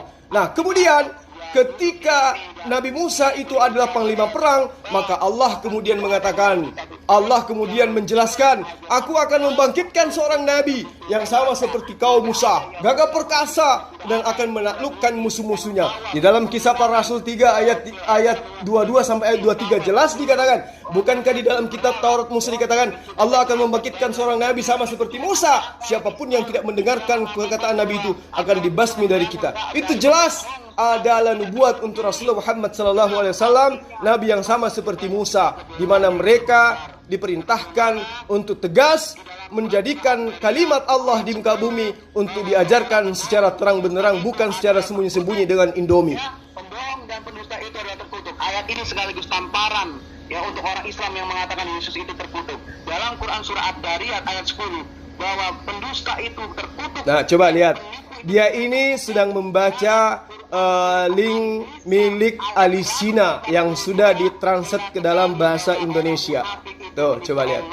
dan Allah akan membalas tipuan mereka. Allah coba lihat. dan sering transaksi tipu menipu dengan umatnya. Coba lihat. Artinya apa? Menurut Quran surah Ad-Dariyat dan Itu semua dari link itu, kawan-kawan. Itu dari link kafir yang sedang dia baca. Itu dari link kafir dia baca itu. Itu dari link kafir. Saya diskusi kawan-kawan itu dari jam tengah malam tadi. Tidak ada satupun ayat Al-Quran yang dia bacakan. Tidak ada. Tuh, tak tampar kata dia tampar. Tuh, coba. Coba. Di dalam Ulangan 20:16, tetapi dari kota-kota bangsa-bangsa itu yang diberikan Allah kepadamu menjadi milik pusakamu, janganlah kau biarkan hidup apapun yang bernapas di dalamnya. Ulangan 20 ayat 16. Jangan kau biarkan apapun yang bernapas di dalamnya. Berarti hewan, nyamuk, kutu, lalat, semut, semua harus dibunuh menurut Ulangan 20 ayat 16. Jangan kau biarkan apapun yang bernapas di dalamnya. Berarti ayat ini sangat kejam kan? Bagaimana gadis yang belum disentuh laki-laki harus dibunuh, anak bayi harus dibunuh, anak kucing harus dibunuh. Di ayat 17-nya dikatakan, maka sekarang bunuhlah semua laki-laki di antara anak-anak mereka, dan juga semua perempuan yang pernah disetubui dengan laki-laki yang ada di dalam mereka. Tetapi semua anak muda yang masih perawan yang belum pernah disetubui, jangan engkau bunuh, tapi ambillah untukmu. Berarti Allah memerintahkan mengambil perawan-perawan, gadis-gadis yang masih perawan untuk jangan dibunuh, yang lain bunuh semua. Itu ajaran Ulangan 20 ayat 16, adanya nyantol di kitabnya orang Kristen gitu. Al-Araf ayat 20. Coba bacakan ayatnya. Bacakan ayatnya coba. Baca coba ayatnya. Baca coba ayatnya. Konspirasi iblis dengan Yudas sehingga Yesus disalib. Karena sudah menaruh Adam di surga, seharusnya dia menjadi khalifah pertama di bumi. Inilah sandiwara yang Allah lakukan dengan iblis, konspirasi. Karena apa? Karena Allah itu lebih penyesat dan maha penyesat daripada iblis. Allah lebih iblis daripada iblis. Itu fakta. Ya. Bagaimana? Taman Eden di mana sekarang? Jadi pertanyaan saya. Bicara sendiri. Pret. Akhirnya kamu mulai kesurupan sendiri lagi. Pertanyaannya disuruh tanya, bicara sendiri. Tadi saya sudah buktikan Paradiso itu adalah Eden. Paradiso itu adalah Firdaus. Firdaus itu adalah Eden. Eden itu bukan di bumi tapi adanya di surga. Saya buktikan dengan Nehemia 2 ayat 8, Pengkhotbah, terus kemudian Kidung Agung 4 dan seterusnya. Sudah saya buktikan bahwa Adam diciptakan bukan di bumi tetapi di Firdaus, yaitu Aden. Dikatakan di dalam kitabmu, ada jelas di dalam kitabmu yang kamu ambil dari kitabnya orang Yahudi, tetapi kamu mengingkari. Sekarang kau katakan Allah lebih iblis dari iblis, padahal sudah jelas dikatakan oleh Allah ketika Allah hendak menciptakan Adam. Apa kata Allah? Wa iz qala rabbuka lil malaikati inni ja'ilun fil ardi khalifah qalu ata'ajalu fiha may yufsidu fiha wa yasfiku dima wa nahnu nusabbihu bihamdika wa nuqaddisu lak qala inni a'lamu ma la ta'lamun. Allah mengatakan kepada malaikat, inni a'lamu ma la ta'lamun. Jadi Allah mengatakan aku hendak menciptakan manusia ke muka bumi. Aku hendak menciptakan khalifah di muka bumi. Nah, kemudian untuk menjadi khalifah di muka bumi, nah Allah menciptakan manusia. Manusia itu kemudian ditempatkan di taman surga, di surga. Kemudian di situ tidak dikatakan aku hendak menciptakan manusia di surga, tapi dikatakan aku hendak menciptakan manusia yang kelak akan menjadi khalifah di muka bumi. Sehingga sama ketika Adam di versi kitab mereka, di kitab Kejadian, Adam itu diciptakan di sebuah taman bernama Aden, ya. Dan Aden ini katanya ada di bumi. Saya tanya, di bumi di mana? Katanya sudah hilang, tanda-tanda daripada Eden itu hilang, dihantam oleh Bahnu. Tapi kenapa Fir'aun yang manusia kecil bisa tidak hilang? Sementara dia juga tenggelam di tengah lautan. Sementara Taman Eden itu adalah taman yang di dalamnya ada pohon kehidupan, ada pohon baik dan buruk. Kemudian dijaga oleh malaikat-malaikat yang memiliki pedang dengan nyala api. Nah, kenapa bisa hilang? Mana Taman Eden itu sekarang? Harus ada tanda-tandanya. Minimal sisa-sisa arkeolognya ada Taman Eden itu kalau dia di bumi. Tapi ternyata tidak ada. Berarti jelas apa yang diterangkan oleh kitabnya dia dalam Nehemia Kidung Agung 4 ayat 13 bahwa Taman Eden itu adalah Firdaus, itu tidak bisa dipungkiri bahwa Taman Eden itu adalah surga di dalam bahasa kita, dalam bahasa sehari-hari. Di dalam Al-Quran disebut jannah. Kemudian dia bertanya lagi tadi, di mana di dalam Al-Quran disebut ada Jannatul Firdaus? Saya bacakan ayatnya. Innal ladina amanu wa amilus salihati kanat lahum jannatul firdausi nuzula. Tapi dia lagi-lagi membantah. Padahal di dalam kitabnya orang Yahudi jelas sekali mereka merampok kitabnya Yahudi. Juga jelas dikatakan kitabnya orang Yahudi bahwa Firdaus itu adalah Taman Eden itu sendiri. Tapi dia tidak mau menerima. Dia tetap kekeh. Katanya Eden itu bumi. Padahal ayatnya mengatakan taman di Eden. Dikatakan di dalam kitab Kejadian taman di Eden. Bukan dikatakan taman Eden, tapi taman di Eden. Nah, ini yang dia tidak tahu. Akhirnya dia kesurupan sendiri. Itu coba lihat. Ditanya sedikit aja, bicaranya nyerotos terus. Padahal dikatakan di dalam Kejadian, kawan-kawan, Kejadian 2 ayat 8 dikatakan bahwa Fayita Yehova Adonai Elohim gan bi Eden Mikedem Yapashem Sam Etha Adam Asher Yatshar. Itu jelas sekali bahwa kata Eden itu merujuk kepada taman surga. Kenapa saya katakan seperti itu? Karena Firdaus itu di dalam bahasa Yunani Paradeisos itu merujuk kepada jannah, merujuk kepada surga. Diterangkan di mana itu? Di dalam kitab Kejadian 2 ayat 1 sampai 3 dan juga Kejadian 3 ayat 24. Lalu kemudian pengertian Firdaus itu sendiri bagaimana? Menurut Lukas 23 ayat 43 atau 2 Korintus 12 ayat 4, Wahyu 2 atau ayat 7. Itu jelas sekali dikatakan Firdaus itu adalah Gan bi Eden. Artinya ketika orang Kristen mengaku bahwa Adam diciptakan di Eden, bukan di surga, tetapi ternyata Eden itu adalah Paradeisos di dalam bahasa Yunani. Sedangkan Paradeisos dalam bahasa Yunani ketika diterjemahkan ke dalam bahasa sehari-hari, baik itu terhadap bahasa Arab maupun bahasa Indonesia, ujung-ujungnya lari kepada apa? Ke Taman Eden. Sementara Paradeisos itu adalah Firdaus. Firdaus itu adalah surga. Berarti Adam diciptakan di surga menurut kitab Wahyu, menurut kitab Korintus, menurut kitab Lukas. Tetapi dia ingkari. Dia menolak Al-Quran surah Al-Baqarah bahwa Adam diciptakan di dalam surga. Sementara kitab yang mereka ambil Kejadian 2 ayat 8 jelas dikatakan yang sudah saya bacakan tadi. Ya pita Yehova Adonai Elohim gan bi Eden mikedem ya pasem. Terus dikatakan sam'ete ahadam asher yatsra. Itu jelas, tapi dia ingkar terhadap ayat-ayat itu. Dia lupa dengan ayat-ayat itu. Kemudian di mana lagi dikatakan bahwa Firdaus itu adalah Eden, Eden itu adalah Firdaus? Di Yehezkiel 28 ayat 13 kalau saya tidak salah dikatakan seperti ini. Bi Eden gan Elohim hayita kol even yekara.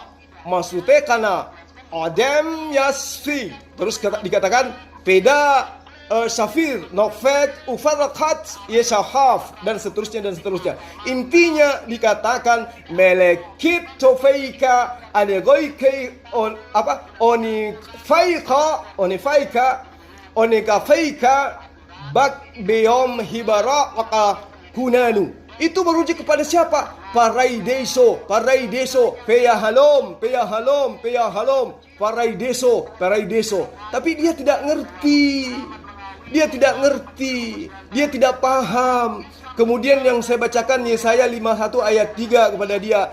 Kini hem Yehova Adonai tison nekam kol harfoita yapayem mit baraka Eden. Terus kemudian fi alfata digan Yehova yasom pesimkan yimasi fatudaya fol simpra. Ya, meskipun sedikit-sedikit guru saya siapa? Kamaluddin mengajarkan saya bahasa Ibrani, bahasa Aramaik sedikit-sedikit. Tapi paling tidak saya paham bahwa Taman Eden itu adalah Firdaus. Firdaus itu adalah surga, dan disitulah Adam diciptakan. Berarti Adam diciptakan di surga. Sementara dia menghina Al-Quran karena mengatakan Adam diciptakan di surga. Sementara kitab yang mereka ambil dari kitabnya Yahudi jelas mengatakan ya Adam itu diciptakan di Paradisos. Dalam bahasa Yunani, bahasa Arabnya Firdaus, bahasa Ibraninya adalah Eden.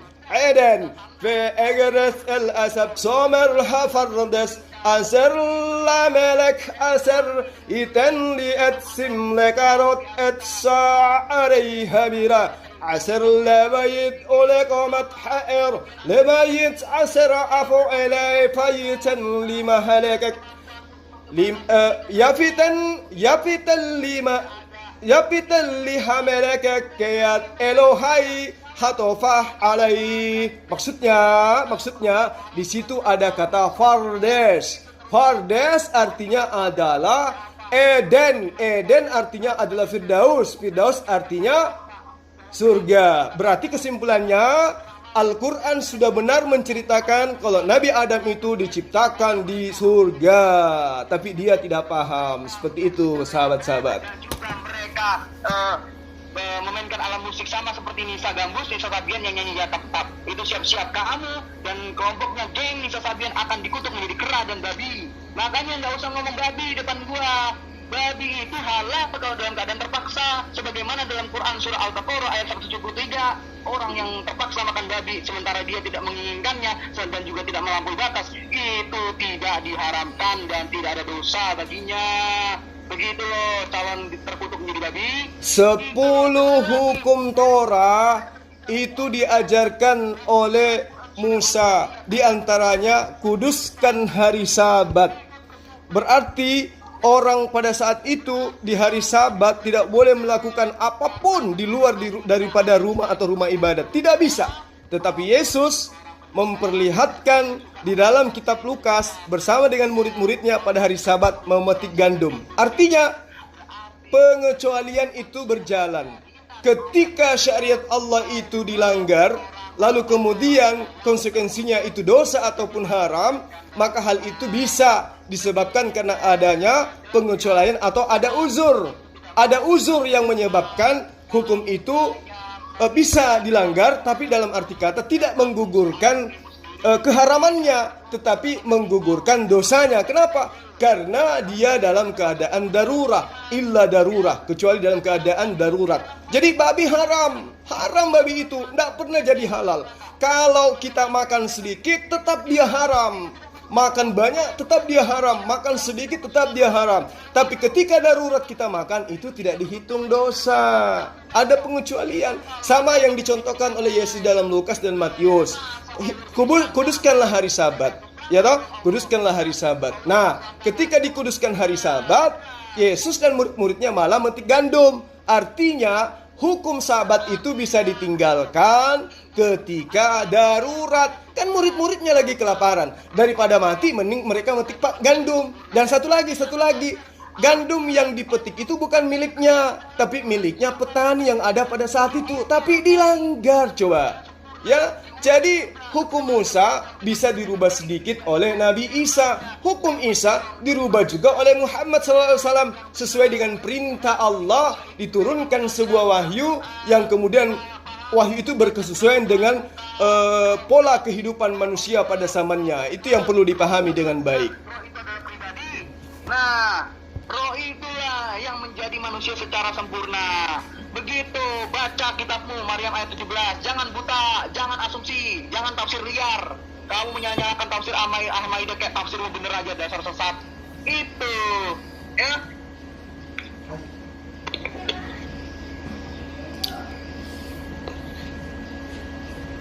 Bagaimana? Sudah puas? Nah, kamu masih mau ngomong cepat lagi? Nah, sekarang saya ingin tanya samamu. Siapa yang mengajarkan kamu menyembah Yesus? Al-Fatihah ayat 5 dan 6. Iya karena berdua iya karena nasta'im. Terus mana nama Yesus di situ disebut? Ayat 61 Heeh. Isa adalah pemberi petunjuk jalan yang lurus. Heeh. Jalan yang lurus yang ditunjukkan Yesus itu kayak mana? Itu adalah hal yang benar dan diwajibkan. Jalan yang lurus itu yang ditunjukkan oleh Yesus kayak mana? Kafirlah orang yang tidak mengambil Tuhan selain Allah dan Al-Masih sebagai Tuhannya Esa. Itu baca kitabmu. Hai. Surah At-Taubah ayat 30 dikatakan bahwa Allah itu kafirlah orang yang menganggap Isa sebagai anak Allah. Ternyata kenapa kafir menganggap Isa sebagai anak Allah? Karena di ayat 31 jelas Isa bukanlah anak Allah tapi adalah Allah itu sendiri. Oh Itu gitu. yang orang dari kitabmu. Oh begitu. Jadi yang memerintahkan menyembah Yesus itu Al-Quran. Allah. Oh iya, di dalam Al-Quran. Ya. Berarti kau percaya Al-Quran itu firman Allah? Kamu percaya apa enggak? Saya percaya dong. Kamu gimana? Kamu enggak menyembah Yesus? Loh, saya tidak menyembah Yesus karena Yesus manusia. Mana perintahnya? Mana perintahnya nyembah Yesus dalam Al-Quran? Mana? Bacakan ayatnya. Sudah saya kasih ayatnya. Mana kau kasih ayat? Kamu cuma membaca apa? Iyyaka na'budu wa iyyaka nasta'in. Ihdinas siratal mustaqim. Tunjukkanlah jalan yang lurus. Jalan yang lurus mana itu? Selain Allah dan Al-Masih sebagai Jalan lurus menurut Yesus yang mana? Nyembah Yesus atau nyembah Allah? roh kami, zat Allah yang ada. Nyembah Yesus atau nyembah Allah itu jalan yang lurus menurut Yesus. Sekarang pertanyaan paling logis, kalau memang roh kami menjadi manusia yang sempurna, kapan dia kembali kepada hakikatnya roh? Setelah dia menjadi manusia yang sempurna, kapan dia kembali ke hakikatnya yang adalah roh? Pada saat itu dia datang, roh sempurnanya berupa laki-laki, mengatakan kepada Maryam, Maryam kamu akan menghamilkan seorang laki-laki bernama Isa putra Maryam. Tidak dikatakan Isa putra Allah, tetapi dikatakan Isa putra Maryam. Nah, seketika itu Maryam mengatakan, bagaimana mungkin aku hamil sementara aku tidak pernah disentuh oleh laki-laki. Setelah prosesi firman Allah itu disampaikan oleh Roh Kudus atau Jibril kepada Maryam, maka Roh Kudus kembali kepada hakikatnya menjadi malaikat Jibril sebagai penyampai wahyu. Nah, sekarang pertanyaan saya samamu, jalan lurus itu menyembah Yesus atau menyembah Allah? Allah dan Al-Masih sebagai Tuhan Esa, itu benar. Nah, sekarang saya tanya samamu, jalan lurus itu menyembah Yesus atau menyembah Allah? Kafirlah orang yang mengatakan Isa itu anak Allah. Karena apa? Aduh, umat terjemahan tidak begitu ayatnya, tidak begitu ayatnya. Kafirlah orang yang mengatakan Allah itu adalah salah satu dari tiga. Itu kafirlah orang-orang, maaf, astagfirullahaladzim. Kafirlah orang-orang yang mengatakan Allah itu terdiri dari tiga atau salah satu dari tiga Tuhan. Kafir. Itu kamu sudah dicap sebagai kafir. Kamu tidak malu. Loh, yang dari tadi mengajarkan Quran itu kepadamu itu siapa? Kamu itu cuman membaca link-link ayat Al-Quran surah Al-An'am ayat sekian, surah ini ayat sekian, surah ini ayat sekian. Disuruh baca kamu nangis, kamu gak bisa. Kenapa? Karena kamu tidak ada ilmu tentang Al-Quran gitu. Yang kau maksud itu adalah terjemahan. Terjemahan itu beda dengan Al-Quran gitu loh. Al-Quran itu beda dengan terjemahan. Iya kan? Muhammad gak pendidikan, gak sekolah, gak bisa baca tulis, sama kayak kamu kan? Gak punya aturan. Tapi Muhammad Sallallahu Alaihi Wasallam itu ilmunya seluas daripada seluruh isi kepala orang-orang yang ada di muka bumi gitu. Loh, buktinya. Mau kau tolak seperti apapun Ferguson, ilmu yang Muhammad Sallallahu Alaihi Wasallam sampaikan 1400 tahun silam baru ditemukan oleh ilmuwan saat sekarang yang belajar sampai S7. Muhammad Sallallahu Alaihi Wasallam tidak pernah sekolah, tapi sudah menemukan tentang atmosfer, sudah menemukan tentang isi laut, sudah menemukan tentang isi bumi, sudah menjelaskan tentang tata surya, sudah menjelaskan tentang apapun yang ada yang baru ditemukan oleh ilmuwan pada saat ini, itu sudah ditemukan oleh Muhammad 1400 tahun silam. Marah-marah, ya kan? Terbukti. Nah. Quran, kamu emosi kalau disuruh bahas Quran. Makanya kamu cuma berani loncat ke Alkitab, salto, mencak-mencak. Nah, sekarang kamu bisa bahas Quran tidak? Ayo kita bahas Quran. Ayo. Tapi kapan kamu bisa bahas Quran? Kapan? Yang kamu bahas itu terjemahan. Loh, Al-Quran itu kan bahasa Arab. Al-Quran itu bahasa Arab. Al-Quran itu bahasa Arab. Al-Quran itu bukan bahasa Bugis. Al-Quran itu bukan bahasa Batak. Jadi kalau kau membahas Al-Quran, harus kamu bedakan membahas terjemahan gitu. Al-Quran itu bukan terjemahan. Terjemahan itu bukan Al-Quran. Jangan kau samakan dengan kitabmu gitu. Tapi menurut akal-akalmu nabimu itu hina. Oh tidak, supaya tidak akal-akalan maka harus masuk ke original teksnya. Kalau ngomong jangan seenaknya ketampar ke wajah Muhammadmu sendiri. Lo kok bahas Muhammad? Kamu diajak bahas Quran langsung salto. Loh, ayo bahas Al-Quran. Kalau kamu punya ilmu, ta'al. Belajar resep masakan Cina harus bisa bahasa Cina. Apakah kalau orang pengen belajar resep masakan Cina harus bisa bahasa Cina? Mikir. Loh, sekarang kamu mau bahas Al-Quran? Nah, kalau orang mau belajar resep masakan Cina, apakah harus bisa bahasa Cina? Mikir. Loh, kok kamu jadikan jadi resep? Ini kita sedang membahas tentang kitab Allah. Al-Quran itu bukan resep. Berpikir bukan untuk asumsi, bukan untuk iman buta. Kamu mau bahas kalamullah. Katanya kau mau membahas Al-Quran. Katanya kau ingin membahas Al-Quran. Ayo. Al-Quran ayat berapa? Surah apa? Ayo, silakan. Apakah orang-orang resep, apakah orang koki-koki pemasak masakan Cina, masakan Mandarin itu semuanya bodoh-bodoh? Tidak bisa masakan Cina hanya karena mereka tidak bisa bahasa Cina. Oh, ini sedang membahas kalamullah. Membahas Al-Quran itu harus melalui original teksnya.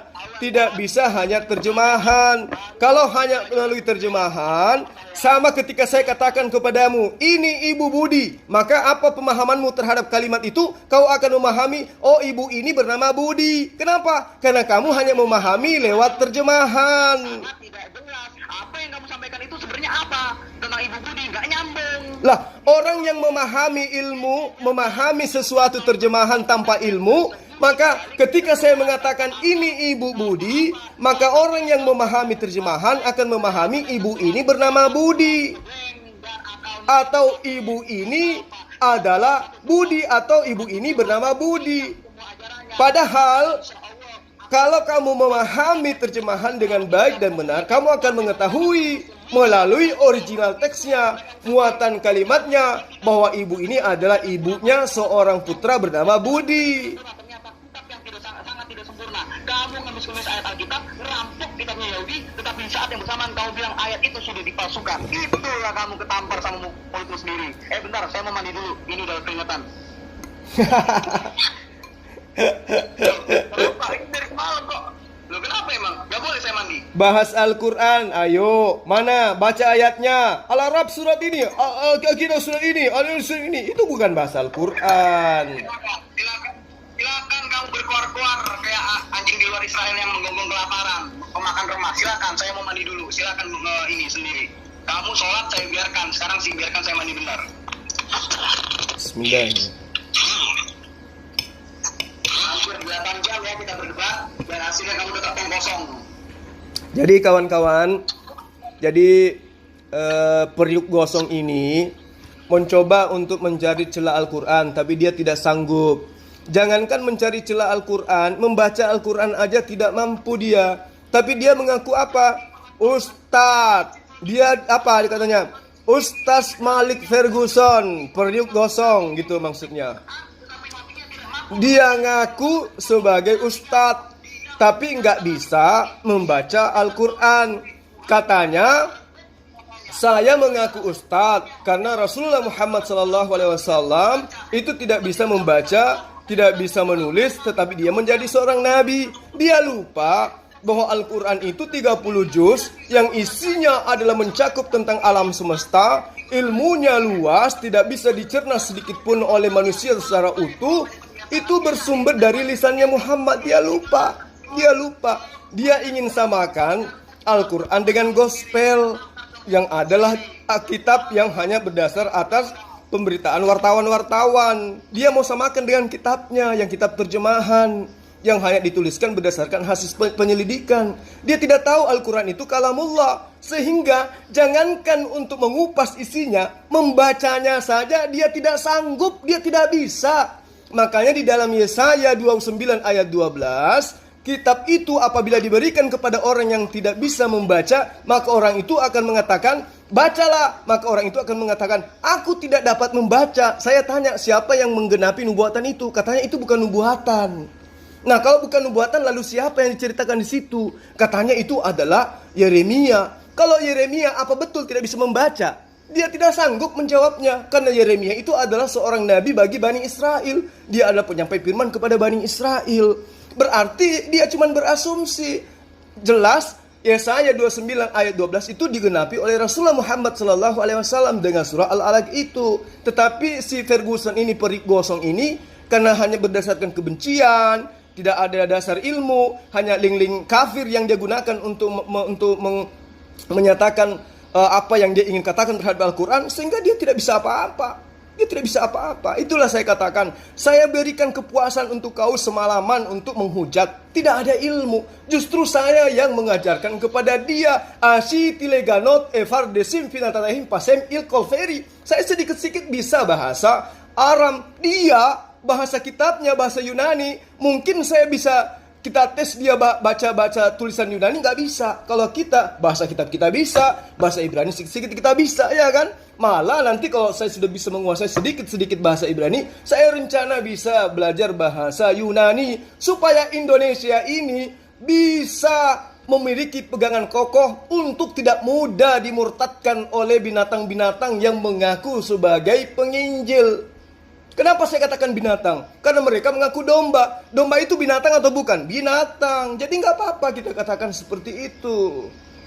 Ya, kawan-kawan sekalian. Jadi itulah Ferguson, orang yang tidak punya ilmu, mencoba untuk mencari celah Al-Quran hanya berdasarkan link-link yang dibuat oleh Duladi Samarinda, Ali Sinaf, Ed Predom, terus kemudian Robert Mori. Itu yang digunakan. Mereka catat, dia catat. Kemudian itu dipakai untuk menghantam Islam. Tapi dia lupa Islam itu dari sejak dia bisa merangkak sudah diajarkan dengan ilmu Quran. Jadi tidak bisa dihantam dengan pemahaman terjemahan.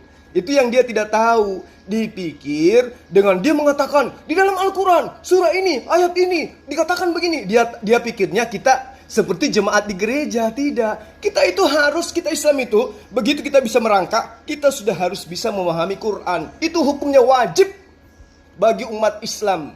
Jadi tidak akan mungkin Islam itu diperbodoh sehingga murtad. Murtadnya Islam itu karena ekonomi, fulus, bukan karena ilmu, bukan. Kalau ada orang murtad karena ilmu, maka satu Arab sudah murtad semua. Kalau ada orang murtad karena ilmu, maka Islam tidak akan pernah kita rasakan sekarang. Kenapa? Satu-satunya agama yang paling berat kita jalankan syariatnya hanya Islam. Hanya Islam yang paling berat.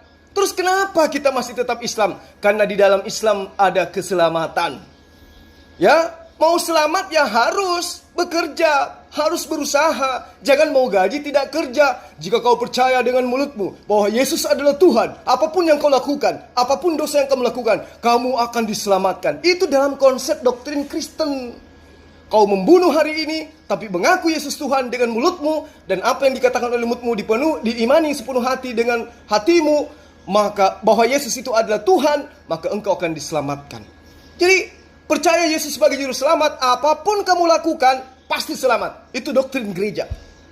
Lihat coba mereka hidup apa saja yang mereka mau. makan apa saja yang mereka mau, melakukan apa saja yang mereka mau. Tidak ada hukum. Kenapa? Karena Paulus mengatakan dengan matinya Yesus di tiang salib, maka kita dibebaskan dari apa? Dari aturan Tuhan, dari kuk penghambaan. Itu di Galatia 3 ayat 13, Galatia 5 ayat 1, kemudian Yohanes 3 ayat 7. Itu jelas kemudian bagaimana Paulus mengatakan dengan menuhankan Yesus, mengaku Yesus mati di tiang salib, orang Kristen dibebaskan dari hukum Torah. Padahal hukum Torah itu hanya untuk orang Israel. Kenapa Kristen si pemakan babi ini yang merasa dibebaskan? Kan lucu.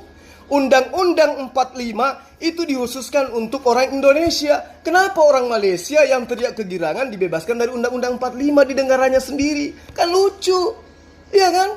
Pancasila adalah asas negara Indonesia. Orang dibebaskan di dalam Indonesia dengan undang-undang yang ada. Orang Jepang yang merasa merdeka dari Undang-Undang 45 dan Pancasila. Kan lucu. Taurat itu hanya untuk Bani Israel.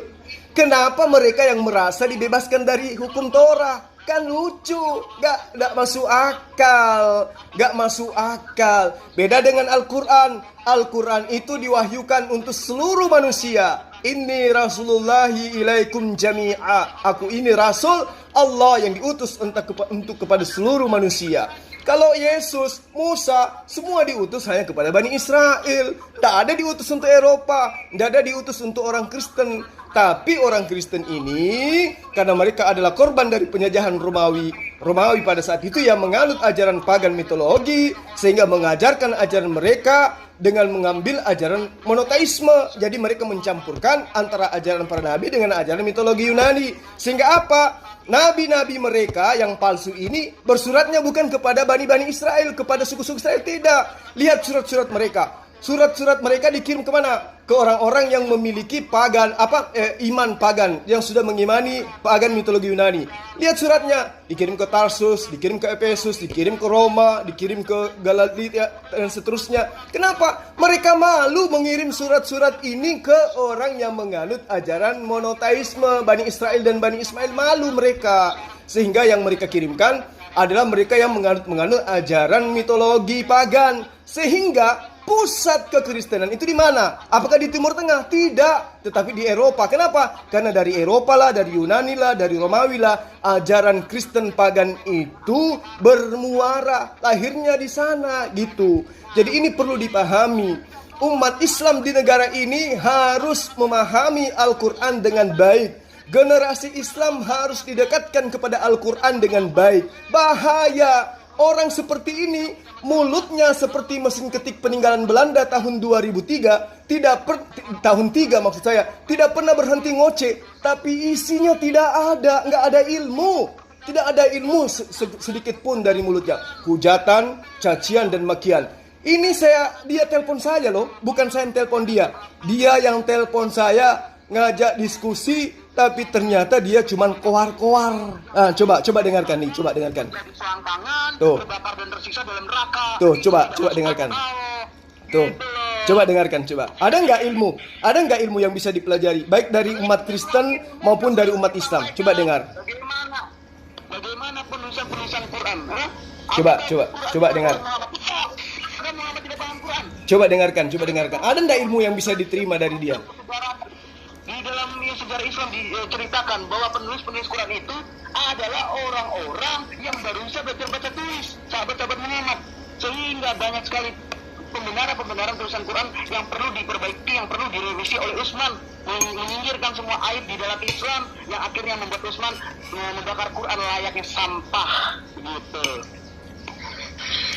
Ya, apalagi kamu sudah panjang kali lebar. Waktu saya mandi ngomong apa aja kamu, ayo kita bahas satu persatu. Oh, waktu kamu mandi, saya bilang gini sama teman-teman.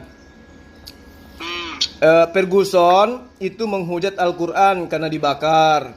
Tapi berarti itu menghujat Al-Quran lebih. Ferguson menghujat Al-Quran karena Al-Quran dibakar. Tetapi Ferguson lupa Tuhan ditombak seperti ayam, Tuhan ditombak seperti babi, Tuhan ditombak seperti anjing. Dia nggak sadar Al-Quran katanya dibakar. Padahal yang dibakar itu adalah tulisan-tulisan yang ada di pelepah-pelepah kurma. Tulisan yang dibakar itu adalah tulisan-tulisan yang sudah dibukukan di dalam sebuah mushaf. Tapi dia nggak tahu. Nah, dia menghujat.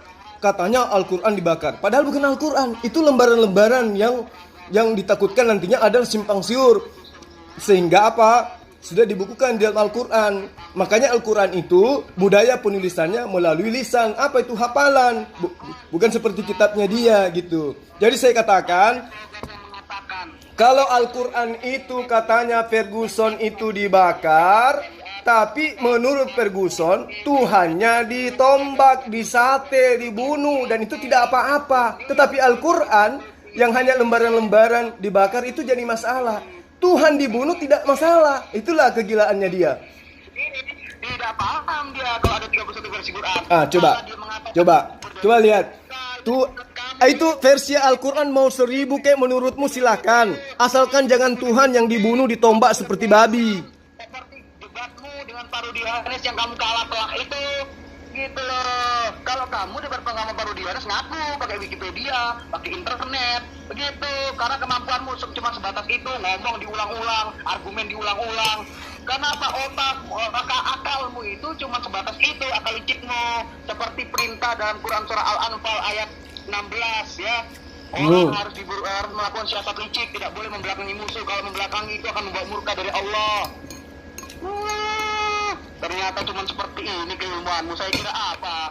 Ayatnya gimana bunyinya? Disuruh membahas Quran muter-muter gak jelas. Yas'alunaka 'anil anfal.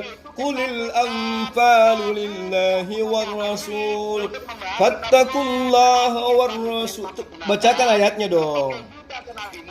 Dan akhirnya menampar dan menghina wajah nabimu di depan kamu sendiri menggunakan standarmu itu yang mengatakan tidak bisa memahami Quran apabila tidak bisa membaca dan menulis Quran. Lalu apakah bisa Muhammad membaca dan menulis Quran? Tidak. Aku tidak bisa membaca. Begitu.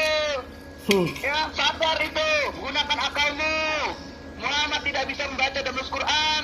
Berarti kamu menghina nabimu sendiri. Bukan saya. Itu standarmu. Itu parametermu yang kamu pakai. Gitu loh. Jelas, oke? Kembali lagi. Kita membahas ketauhidan yang sangat tidak masuk akal. Ya. Tauhid, konon katanya hanya mengartikan Allah itu sebagai sembahan sebiji, ya. Tetapi faktanya di dalam Quran surah Taha ayat 5, Al-A'raf ayat 54, Yunus ayat 3, Ar-Ra'd ayat 2. Di situ jelas mengatakan kalau Allah bersemayam di arsy konon. Ya, tetapi kemudian di dalam hadis jelas dikatakan Allah setiap malam turun ke langit bumi hanya untuk mengumpulkan duit arisan. Mengumpulkan doa, bukan duit arisan ya, mengumpulkan doa. Nah, ini Allah yang mana nih? Allah yang ada di arsy dan Allah yang ada turun ke langit bumi mengumpulkan doa orang-orang beriman, bukan duit arisan, mengumpulkan doa. Mau tahu jawabannya? Mau tahu jawabannya Allah yang mana? Daripada urat leher. Mau tahu jawabannya Allah yang mana? Daripada urat leher. Lalu Allah yang mana lagi yang Kamu mau tahu Allah yang mana? Kamu mau tahu Allah yang mana yang kamu maksud? Kalau memang Allah lebih dekat daripada urat leher, kenapa dia harus turun setiap malam? Kalau memang dia sudah lebih dekat daripada urat leher. Ini kalau kamu saya ajak untuk membahas ini, Nah, kau mau tahu jawabannya itu? Kau mau tahu jawabannya? Mau belajar? Mau tahu jawabannya?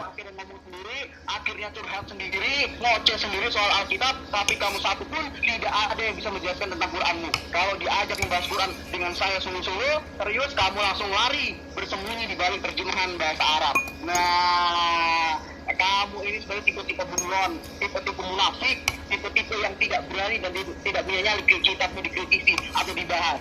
Gitu loh. Nggak usah dikritisi, dibahas aja deh, dibahas baik-baik, gak mampu. Kenapa? Karena kamu tidak punya nyali dan tidak punya pengetahuan. Kamu cuma bergantung pada standarmu yang mempermalukan nabimu sendiri. Begitu loh, malah diem sekarang. Saya lagi sarapan. Karena kamu nggak bisa diajak dialog, percuma. Loh, kamu emang bisa diajak dialog? Iya dong, bisa dong. Kamu cuma berstagnan, standarmu cuma muter-muter dalam bahasa Arab, omong kosong, enak-enak kalau makan sarapan. Nggak tahu diri sekali ini orang. Ya udah, yuk makan yuk. Ya, kamu itu cuman menyandarkan standarmu kepada omong kosong, standar yang tidak masuk akal, yang akhirnya menampar nabimu sendiri, dan itu menjadi bahan berputar-putarmu. Cuman sampai di situ, sembari kamu ngomong liar, ngomong menggunakan asumsi liar, nggak terarah, nggak terkontrol, kayak orang kesurupan, kayak orang nggak pendidikan, ngomong seenaknya soal kitab, tapi kalau giliran sedikit aja kurang mau dibahas, langsung kesurupan sendiri. Ini tipe-tipe debatan Islam yang sebenarnya kalau misalkan Quran Jadi dibahas, saya belum pernah merasakan kamu membahas Al-Qur'an loh sampai detik ini. ya iyalah, karena kamu kan cuma Oh, yang kamu bahas cuma terjemahan, itu pun dari link-link sesamamu kafir. Al-Arab ayat 18. Nah, tuh, coba lihat. Apa yang ku bahas itu? Al-Arab ayat 54, ya, Al-Arab ayat 2, lalu Yunus ayat 3, dan apa lagi? Ayo. Kamu pikir, Al-Fatihah 5 dan 6. oh kamu pikir membahas Al-Qur'an itu gitu? 4, ayat Al-Ikhlas ayat 3 itu terutama, terus Al-An'am ayat 101, Hmm. semua itu apa kita dibahas. Ini manusia link. Jadi Ferguson ini adalah penghujat. Dia itu gemar mencari materi-materi yang menghujat Islam. Tapi dia tidak ada ilmu sama sekali. Coba lihat. Dia hafal itu. Dia bukan hafal, dia sedang membaca. Materinya apa? Materinya Robert Morgi yang dia bahas. Tuh coba lihat. Orang kayak orang kesurupan kan? Ada orang lain yang diserupakan. Oh itu. Apa bukti orang lain ini? Kamu bukannya menjawab dengan dalil, malah jawab dengan asumsi. Sampai kamu ditertawakan oleh Islam Ahmadiyah. Memalukan, sangat memalukan. Saya ingin pertanyaan satu. Saya ingin pertanyaan saya kamu jawab. Oke. Saya sudah jawab pertanyaanmu itu kan? Yang mana? Yang mana pertanyaanmu? Loh, alasan Allah menyerupakan orang lain itu apa? Kamu bilang pengkhianat. Nah, mana dalilnya? Alasan Allah menyerupakan itu karena tadi kan sudah saya jawab, sudah saya bacakan ayatnya. Ya. Sudah saya bacakan ayatnya surah An-Nisa 157. Loh, ini orang benar-benar bodoh ya. Yang justru yang saya tanyakan itu adalah 157 itu. Ya itu dia, ayat jawabannya ada di dalam situ. Jadi itu diwahyukan setelah kejadiannya terjadi, bahwa apa yang mereka katakan tentang tuduhan mereka bahwa mereka telah membunuh Nabi Isa, sesungguhnya itu tidak. Sesungguhnya mereka tidak membunuhnya, tidak juga menyalibnya, melainkan orang yang diserupakan dengan dia. Kenapa kemudian dia diserupakan? Ya itu hak Allah. Yang pada intinya yang menjadi iman Islam itu adalah Isa diselamatkan dari penyaliban. Udah selesai. Siapapun yang menggantikannya itu urusan Allah. Mau Dono, mau Kasino, mau Mahadewa, atau siapapun itu ya Allahu a'lam, itu urusannya. Yang penting Nabiullah Isa alaihissalam tidak disalib. Nah sekarang saya tanya satu hal samamu. Apa manfaatnya bagi Maria melahirkan Tuhan? Coba kamu jawab. Coba kamu jawab, apa manfaatnya buat Maria melahirkan Tuhan? Jawab. Apa manfaat bagi Maria secara pribadi melahirkan Tuhan? Jawab, apa manfaatnya Maria melahirkan Tuhan? Apakah dia dapat surga? Ataukah dia dapat cercaan dari Yesus dengan dikatakan semua orang yang hidup sebelum aku adalah perampok dan pencuri? Di dalam Yohanes 10 ayat 8 Yesus mengatakan, Yohanes 10 ayat 8 atau Yohanes 8 ayat 10, saya rada-rada lupa, dikatakan Yesus berkata, semua orang yang hidup sebelum aku adalah pencuri dan perampok. Dengan kata lain, dia menuduh ibunya sendiri sebagai pencuri dan perampok. Dia menuduh Nabi Adam, Abraham, Ishak, Yakub sebagai perampok, sebagai pencuri, termasuk ibunya, termasuk bapak tirinya. Nah sekarang saya tanya samamu, apa manfaatnya Maria melahirkan Tuhannya orang Kristen? Jawab itu PR kamu. Apa manfaat buat Maria melahirkan Yesus sebagai Tuhannya orang Kristen? Jawab itu. Ada kata seorang yang muda. Nah di sini ada juga Islam Ahmadiyah bertafsir kalau Isa sering disalib. Ini karena kitab kalian ambigu dan kitab kalian adalah kitab yang tidak memberikan informasi yang jelas karena bukan firman Tuhan. Begitu. Akhirnya kalian juga sendiri nyari-nyari siapa yang disalib, dicocokologikan. Sekarang Yesus Barabas versi terbaru. Kemarin baru tahun kemarin Simon dari Kirene. Wah, kalian kebingungan dengan dalil dan data kalian sendiri yang amburadul. Begitu.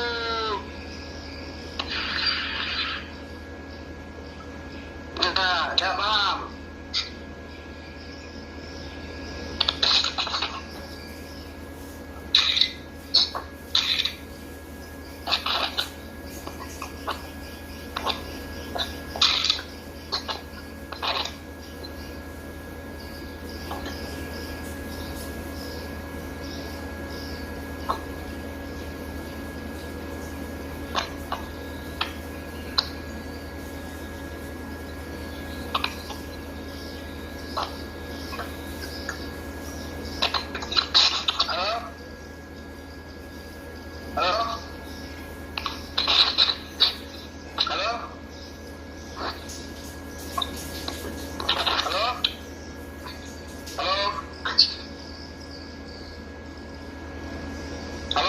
Ya, halo, Adinda sayang. Pak, saya baru dari toilet.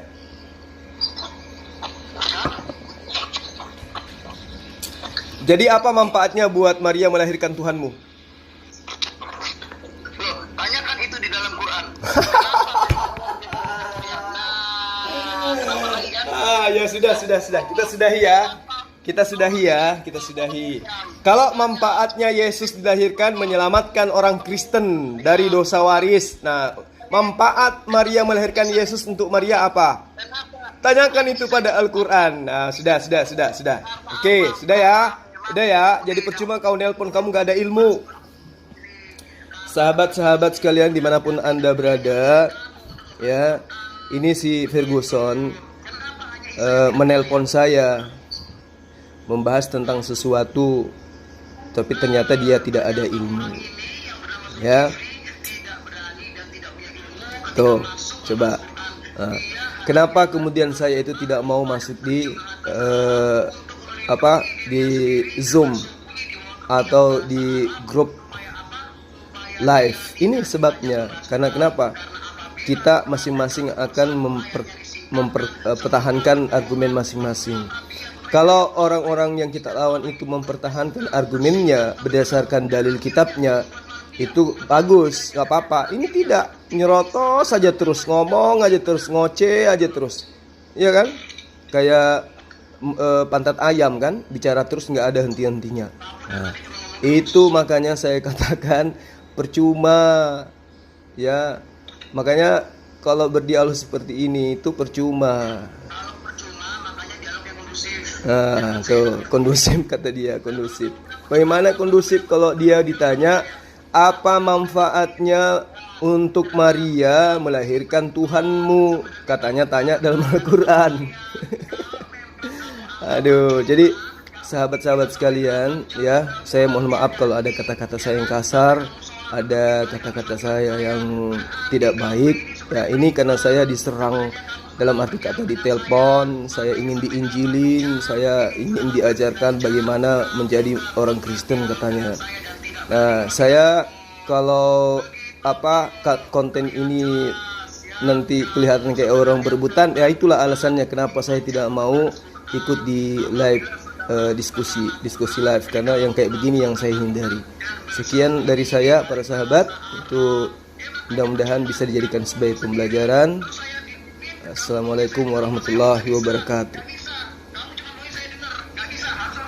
Karena kamu tidak punya aturan, keluargamu dan kamu tidak punya aturan, tidak punya sopan santun. Orang ngomong diteriakin, orang ngomong kalian ngomong. Nah, ini nggak sopan. Orang ngomong kayak denger langsung dipotong. Gimana sopan santun kalian sebagai debater? Keluarga debater kok kayak begini, kayak pesorak masjid. Kalian itu bukan keluarga debater, kalian itu keluarga marbot, tahu nggak?